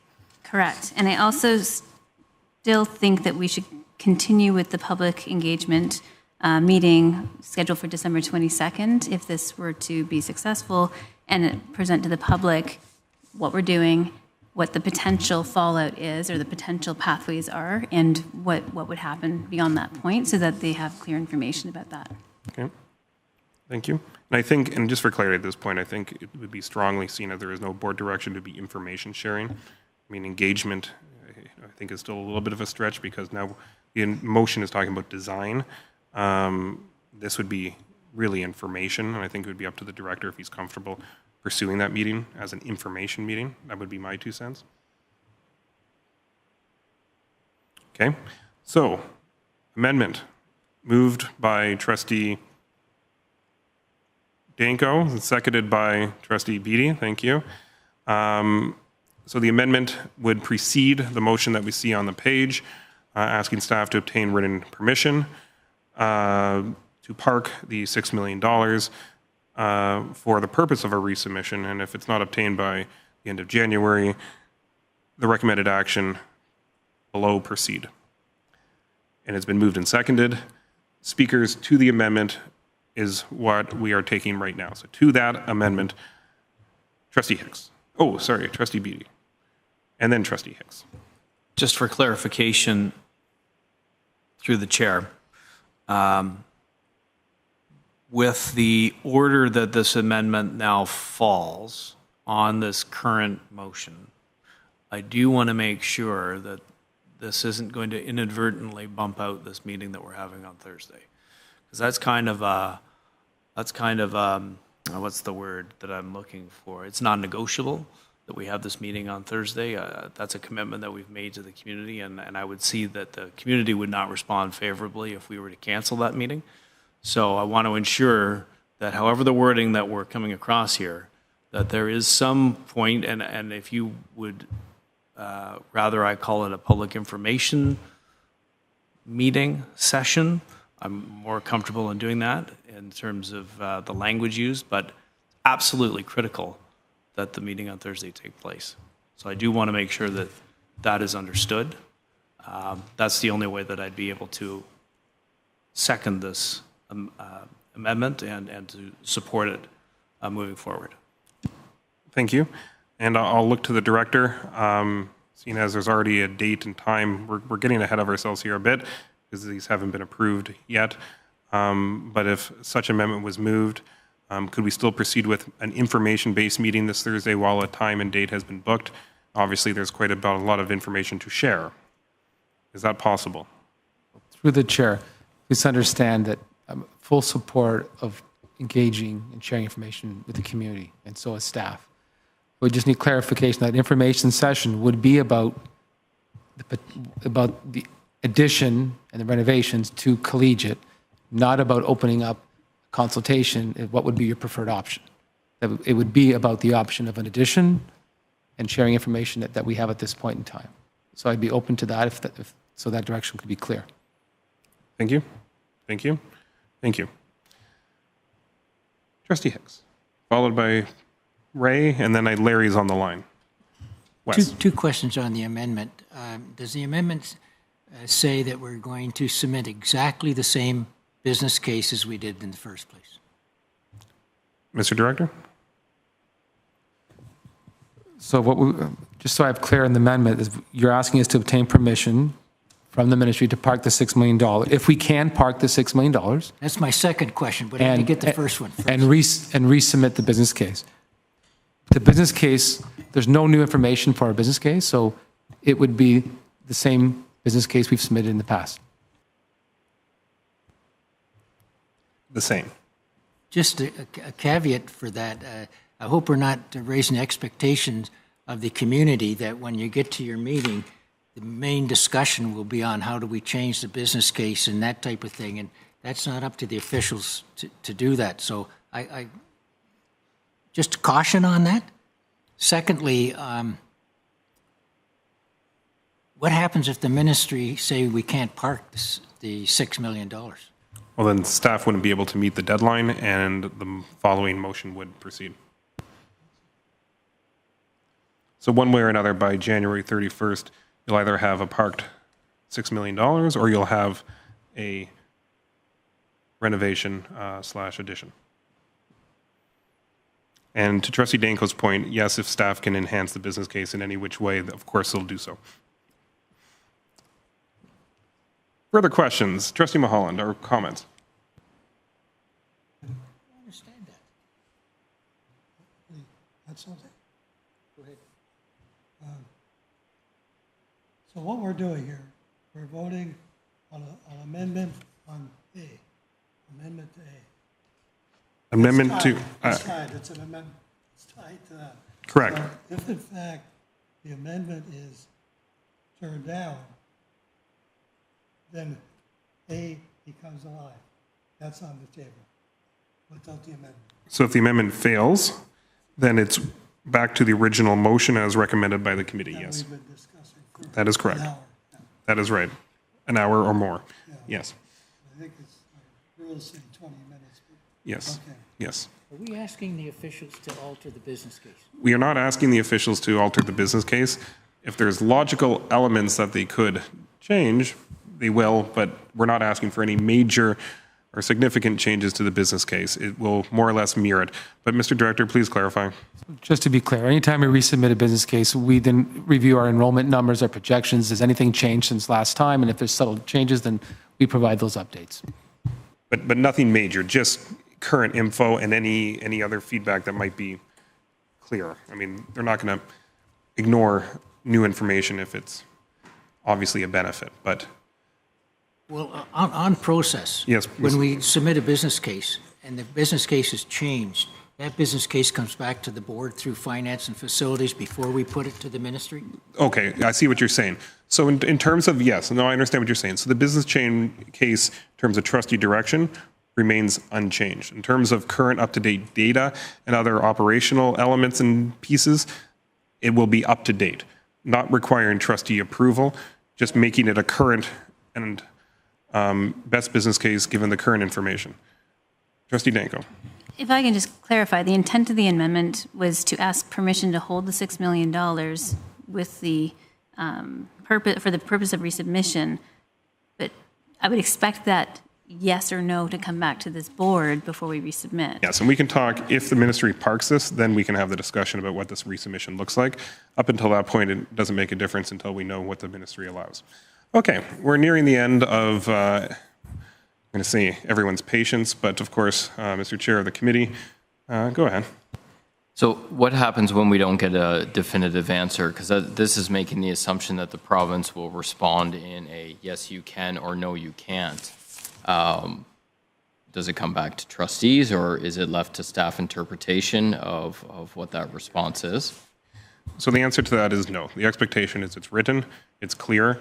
If the staff is unable to obtain that, it goes ahead with the recommended action.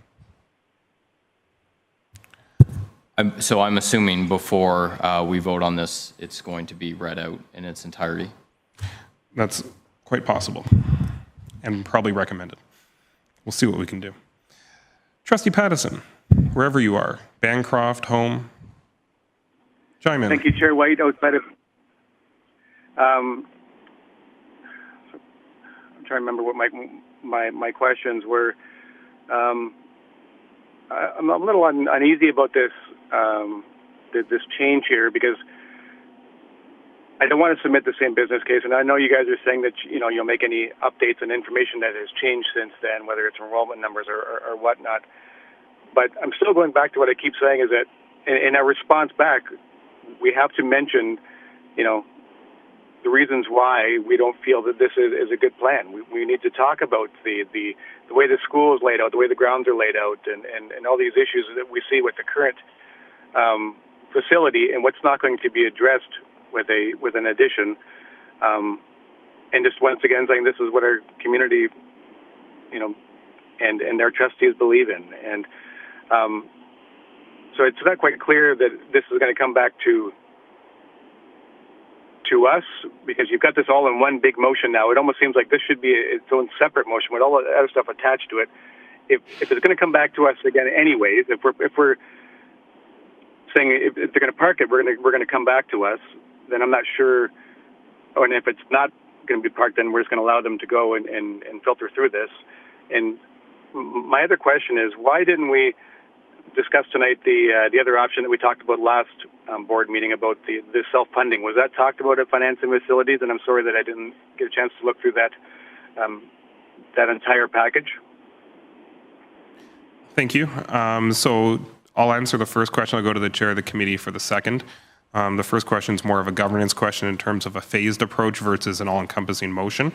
It is the preference of the board, depending on how you'd like to proceed. We could do it phase by phase, but once again, we're going to be in this endless cycle, I think, of meetings. That's my own opinion as chair, but it's certainly the purview of the board. But the amendment right now is the all-encompassing approach. To, like I said, give it that last shot. In terms of the second question regarding what was presented to committee regarding us topping up the funding to rebuild the entire school, we'll go to the chair of the committee, Trustee Van Geffen, for those numbers and information. So I'm not going to provide the numbers and information. It was discussed at the meeting. You will see it in the committee package. And I'll say this, that should we, it was put out there by staff, should we use our own proceeds of disposition and the impact that would have to our capital plan. And I think the initial response from staff was, depending on the amount that we're going to use, we would be looking at something either removing elementary benchmarks from the plan or expanding the plan from an 8-year plan to years beyond. So the impact, it's always a matter of balancing an equation, and there would be impacts, no doubt, by using our own proceeds. Thank you very much. Okay, I have no further speakers. We have an amendment that would, and we'll read this right now. So the amendment moved by Trustee Danko, seconded by Trustee Beatty, is that trustees ask staff to request that the okay, here we go. Heather, how can you read this for us? Sure, that the staff engage with the ministry to look at the possibility of parking the $6 million for the purpose of resubmitting the business case, and if this is not approved by January 31st, 2018, then the original motion will move forward. Thank you very much. That is the amendment. Any questions? All in favor?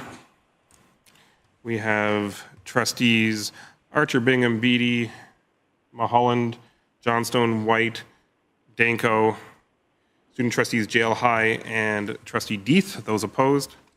Trustee Hicks, Van Geffen. Thank you. So the amendment passes. We are now to the recommended action as amended as one all-encompassing motion. I do not have any further speakers on the original motion. We've all spoken as well. So with that, we'll ask for the vote on the recommended action as amended. All in favor? Trustees Archer, Bingham, Beatty, Hicks, Johnstone, White, Van Geffen, Danko, student trustees, JL High, Trustee Deeth, those opposed, Trustee Mulholland. Thank you. The motion carries, and staff will be returning to trustees with information depending obviously on the response from the ministry on or before January 31st. Thank you for your patience. Thank you for those that have attended from the Crick, which by the way I am as resident as well, so I appreciate that from our end of town. So thank you for coming this evening, and we'll be back in front of you on Thursday evening as well. So you have Thursday evening plus more information to come. So thanks again. And I'm sure Jeff Beattie will update you with anything else that happens, and try not to get distracted by his pretty sweater. So with that, item number 9, reports. Item number 8C, an important French immersion decision in East Hamilton and Stoney Creek, not to be overlooked. Still the most important area of the city to be discussed.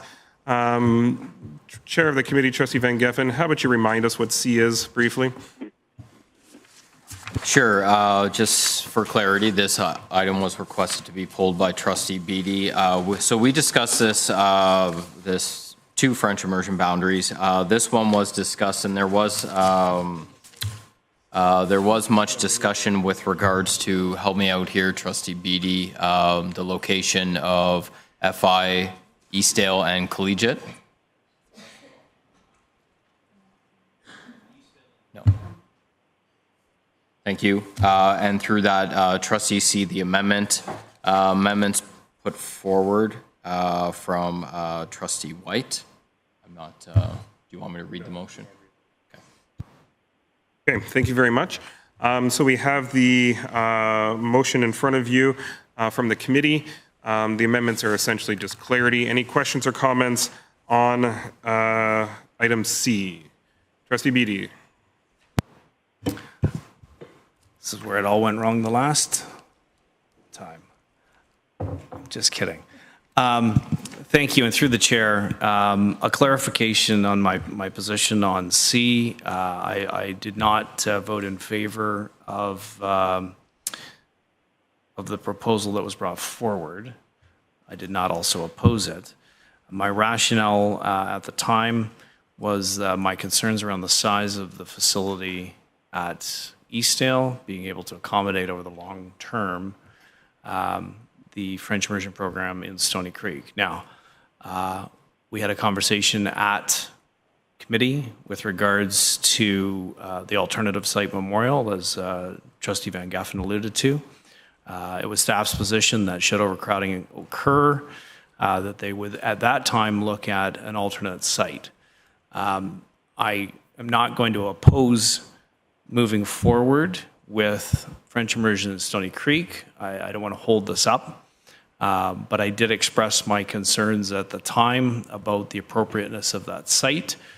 Staff have, again, conveyed that they do have a plan on how to deal with overcrowding and French immersion programs moving forward.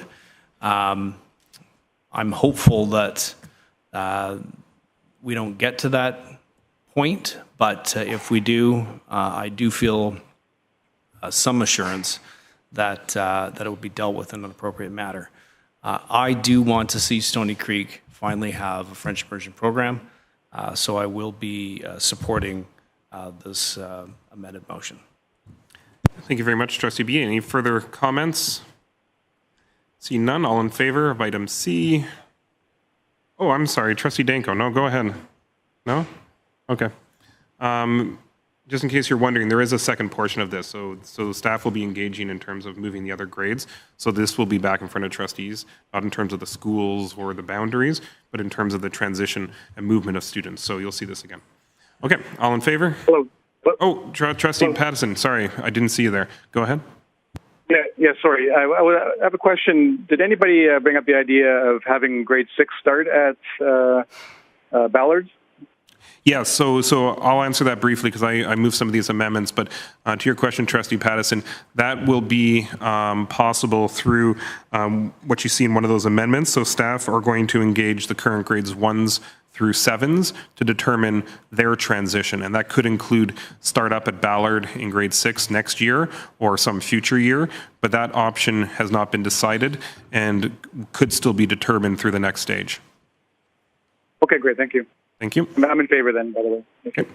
Wonderful. Also, all in favor? That is unanimous with Trustee Pattison. Thank you very much. At this time, we are now, and someone kick me if I'm incorrect, we're on item number 9, Special Education Advisory Committee from November 29th. Is this Trustee Deeth? Thank you. Thank you.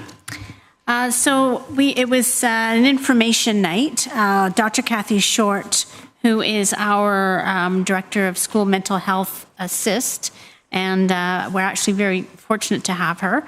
She provided a really interesting presentation on mental health and well-being in the classroom from both I think a ministry perspective and what's happening in mental health, not as it relates to our board, but also across the province.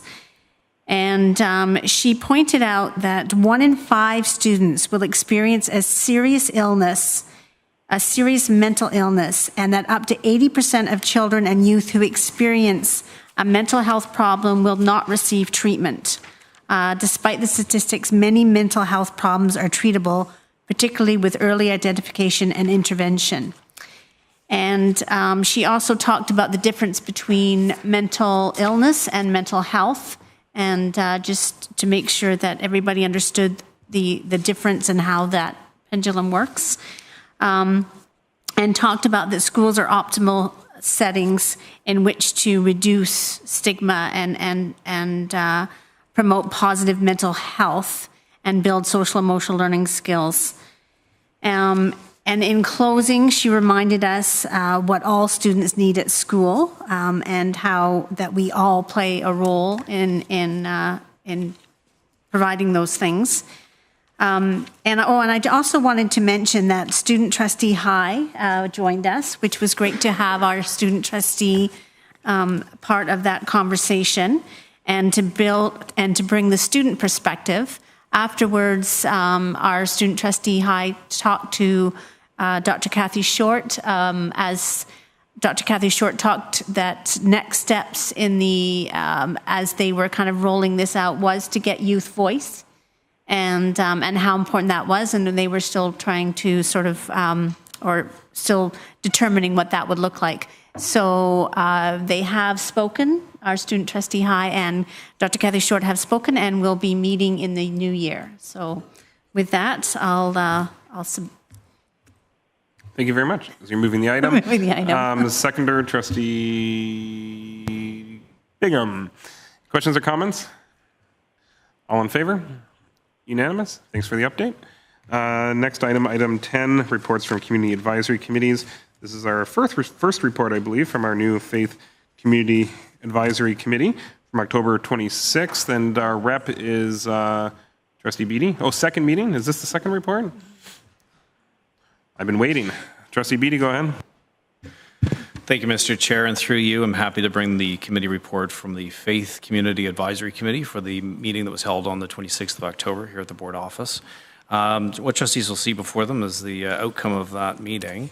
I'll just go down briefly through the report to give some highlight to trustees on what was discussed and took place at the meeting. We began with a refresher on the terms of reference of the committee. There was some conversation on how members of the committee would be able to bring agenda items to the chairs, the co-chairs of the committee, in order to see a conversation taking place and the process involved with that. Also in the role that the two reps, the trustee representatives play in the committee itself, and us bringing information back to board, as I am doing now.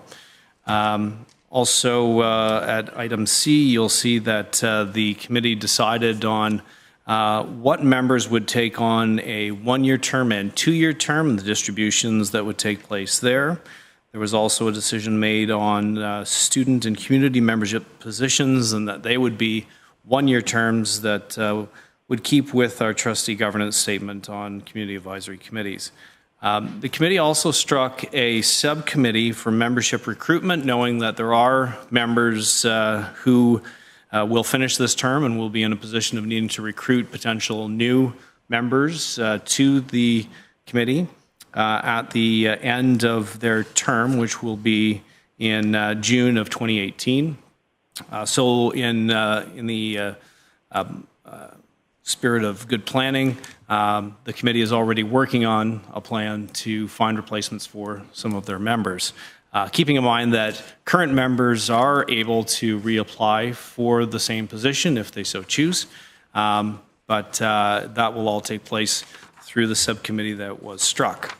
On the second page, you'll notice some communication was received from committee members about the parent communication tool around religious accommodation. This is a document, it's an ongoing conversation that the committee is looking at in order to help assist parents in engaging with their local school and their local school administrators on the various religious accommodations that are currently available to families. A trustee update was provided, and you'll see it was a number of things that was brought forward by myself, and also item F was the establishment of the next meeting, which will be taking place on the 22nd of February. It was the idea that the committee should meet at least once per school term, once per semester, along with an additional meeting potentially in September to bring forward new information to the Board of Trustees at the beginning of the school year that they may find of use. And with that, Mr. Chair, I'm happy to submit the report. Thank you, Trustee Beatty. Do we have a seconder? Trustee Johnstone, you were at the meeting. Yes, thank you. Questions, comments? All in favor? That is unanimous. French as a second language advisory committee. Trustee Danko's pulling all of the weight there on behalf of the board. Trustee Danko? Thank you, and you should join us the next time. It was a great meeting. It was on November 29th. So the French Immersion, or French as a Second Language Community Advisory Committee received an excellent presentation. They started with learning a bit about how parents can help at home with French, or with any second language really, for students learning French and who are in French immersion. And it's information that would be useful to all parents. Staff also shared some information about potential French immersion e-learning courses, and these are going to increase once they're developed. They can increase flexible options so that students could complete their French immersion credits and potentially get back to their home school as opposed to going to a French immersion school, potentially traveling less. There's a lot of really great opportunities as we look to developing some e-learning courses. And they talked about how we actually share courses with other boards in the area, and that's the benefit of it being online. And student trustee Jail was there and asked some great questions about, well, how do you do French immersion courses online when a big component is that spoken word? And there are great ways to do that using video, doing live, like Skype type of presentations with an instructor. So we had a teacher that was speaking to that as well. And we are moving to some blended learning at HWDSB, which means some of your course would be face-to-face and some of it would be online, which is something that universities and colleges have already adopted across Ontario. The learning management system that we use, that we call the Hub, is actually the same platform that they use at Mohawk College, at McMaster University. And the really neat thing about it is you can present the entire platform in French. So it's a fantastic tool for online or blended French immersion content. So where you would go in and look at discussion, it would say that in French, or it would say content in French. And so that's an excellent use of a tool to really make the whole classroom, the online classroom, feel like it's part of the French immersion program. So that was really exciting, actually. We also had some updates about the boundary review that we just voted on the Transition Advisory Committee for Bonato, and of course they received some of the regular reports from the trustee and the community members. One of our members for the advisory committee, Denise Massey, has been elected the president of the Ontario branch of the Canadian Parents for French, which is a nice resource to have on the committee. And with that, I'd like to move the report. Thanks, Trustee Danko. Do we have a seconder? Seconded by Student Trustee High. Can you do that? No. Trustee Van Geffen, thank you. I tried. One day. Questions, comments? Yes, Student Trustee Jill. Thank you. And yes, I was at that meeting, and I actually brought it back to Senate at our following meeting, and Secondary Senate especially was very excited about this, particularly the e-learning course and how you may be able to take a French immersion course at a school that is not a French immersion in-class school. So they're very excited about this, and we're looking forward to seeing where it goes. Thank you. Yeah, thanks for the feedback. That's great. Okay, seeing no further questions, all in favor? That is unanimous. Thank you. On our last, item 12, resolution to committee of the whole private session as per Education Act 2072B. Motion to go in camera. Trustee Van Geffen, seconded by Trustee Bingham. All in favor? That is unanimous. We'll be out in, a quarter of a second, I'm sure, to rise and report. We'll be back momentarily.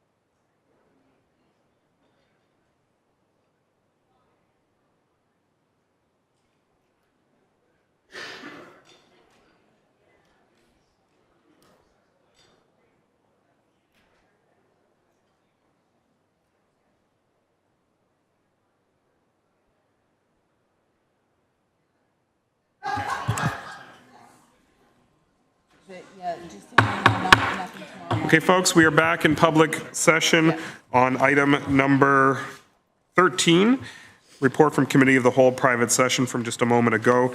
I'll ask the Vice Chair to read the verbal report. Trustee Johnstone. Thank you. Through the chair, it is my pleasure to present the report of the private session of the Committee of the Whole held earlier this evening, that the Human Resources Committee report from November 30th, 2017 be received, that the Finance and Facilities Committee from December 6th be approved, including a matter related to the potential reciprocal agreement for the Dominic Agostino Riverdale Community Hub proposal with the City of Hamilton, and a matter related to entering into agreements with the City of Hamilton and the new Beverly Central and Greensville school projects. Thank you very much, and you're moving the verbal report. Thank you. Do we have a seconder? Trustee Danko, thank you. Questions, comments? All in favor? That is unanimous with Trustee Mulholland out of the room. Moving to oral reports from student trustees. 14A, who's starting? Student trustee High? Excellent. Okay, so I am reporting on our local activities. So recently we've been looking at directions to take with our secondary senate. And one of the big things that we've been focusing on is establishing a presence on social media. So our communications officer is taking the lead on a project where we want to create a Senate Instagram account so that we can reach out to as many students as possible over that platform, since a lot of students have identified that they prefer Instagram as their primary social media network to communicate with. So our comms officer wants to do social media blasts on specific days of the week to ensure that Senate's presence can be established among students, and so that we can widen our impact radius in schools so that students know that we're here, so that they know about the work that we're doing, and hopefully we can encourage some people to join. We've also been talking about potentially creating a constitution for both our senates, but we would work on it with our secondary senate primarily. And that's just so that we can create a structure for Senate and lay the groundwork for the future senators to come. Lately, we've been working with Christine to develop our approach to board meetings and Senate meetings. So making sure that our approach to board meetings is organized, has direction, and that when we approach Senate with a topic from board, we know how to bring materials down in a way that contextualizes it and allows for appropriate discussion to occur.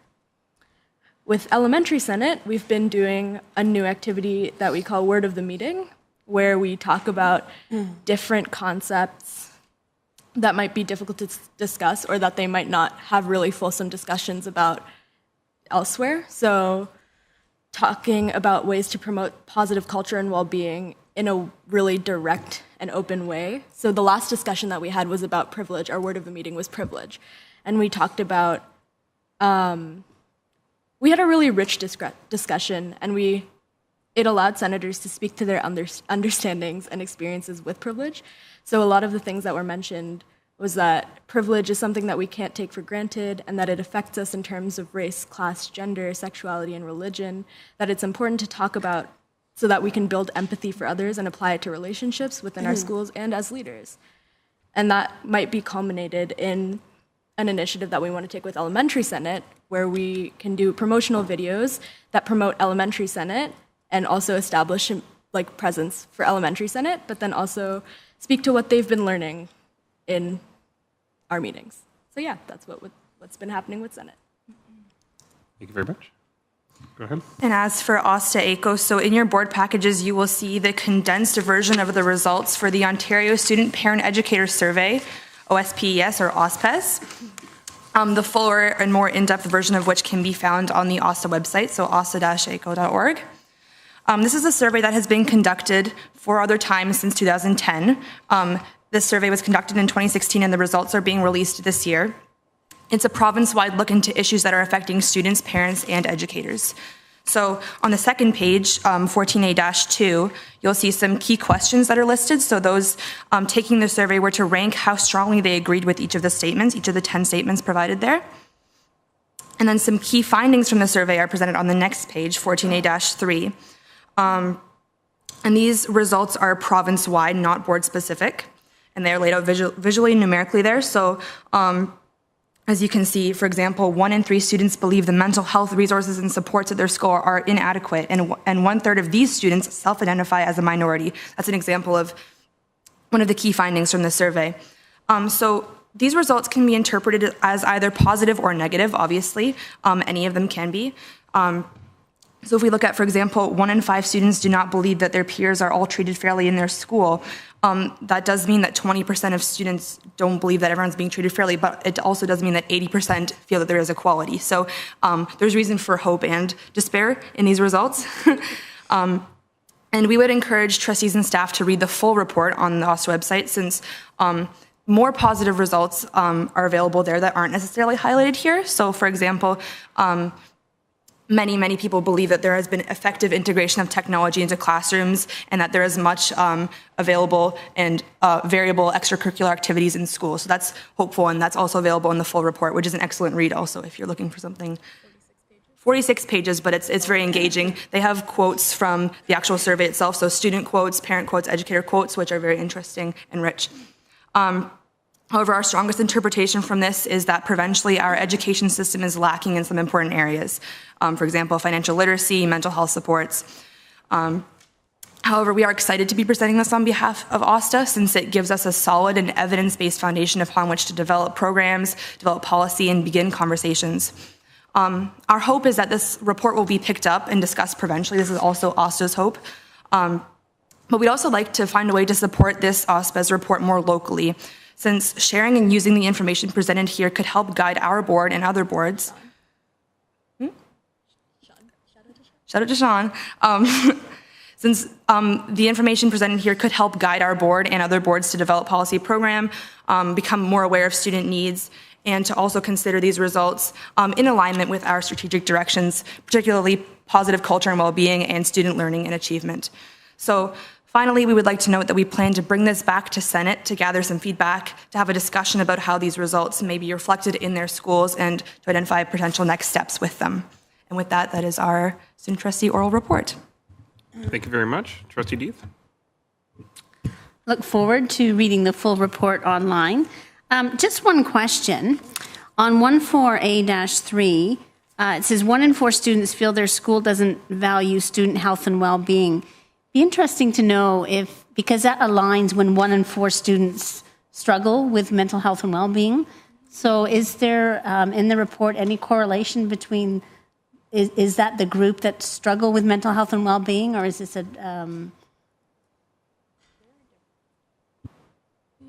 They wouldn't identify that specifically, because they weren't, when you take the survey, you don't identify it in any other way other than your gender and board, I believe.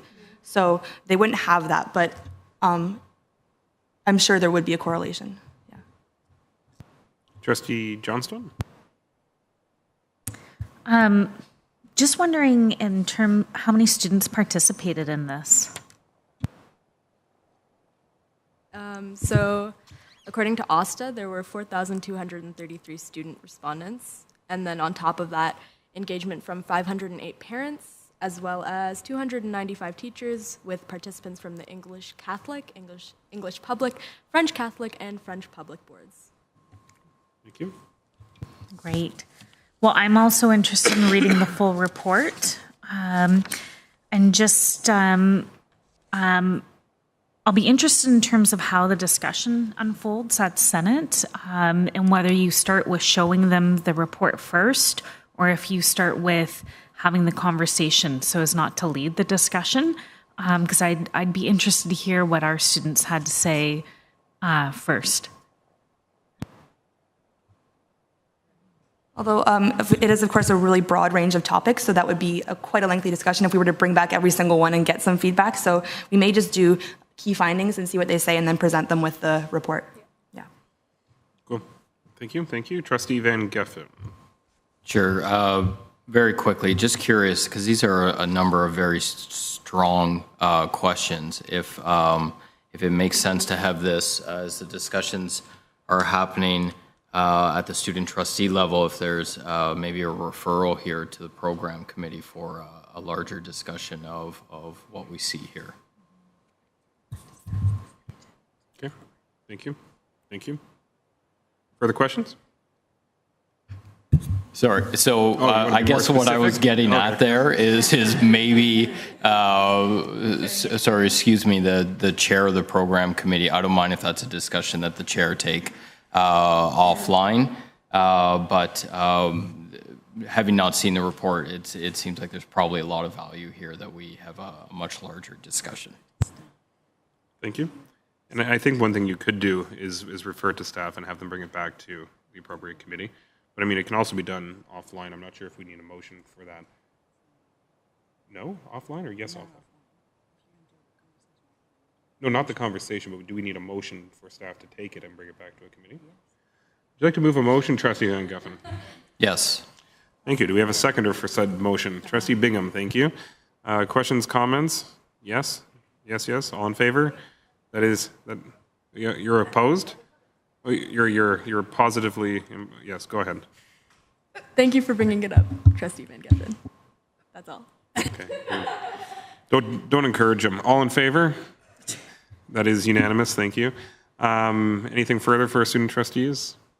See none. That was good. Thank you, Trustee Van Guffen. Mr. Director. Thank you, through the chair.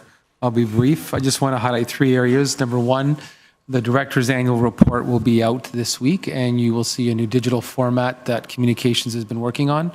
And it truly reflects the board's strategic direction and priorities, our progress in 16-17, and what our actions are for 17-18. So that'll be online. Number 2, in our roles at times, and as board trustees and as senior management, a lot of times we get calls and emails around challenges.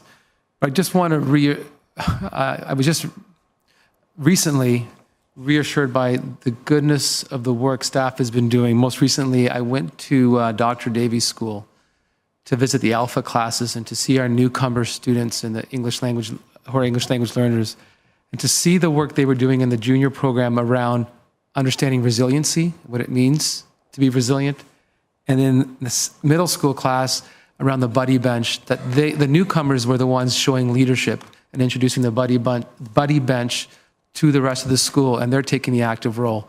But I was just so moved by the caring adults and the spirit of our newcomers who are so happy to be in our city and in our school. And also at Nora Henderson, I was welcomed to try to cook, but the chef program. So I went to the chef program to try to understand what these educators are doing, from EAs and teachers. And they worked with one of our community partners to gain a grant. But what they were doing was they identified a need of students who struggled with nutrition.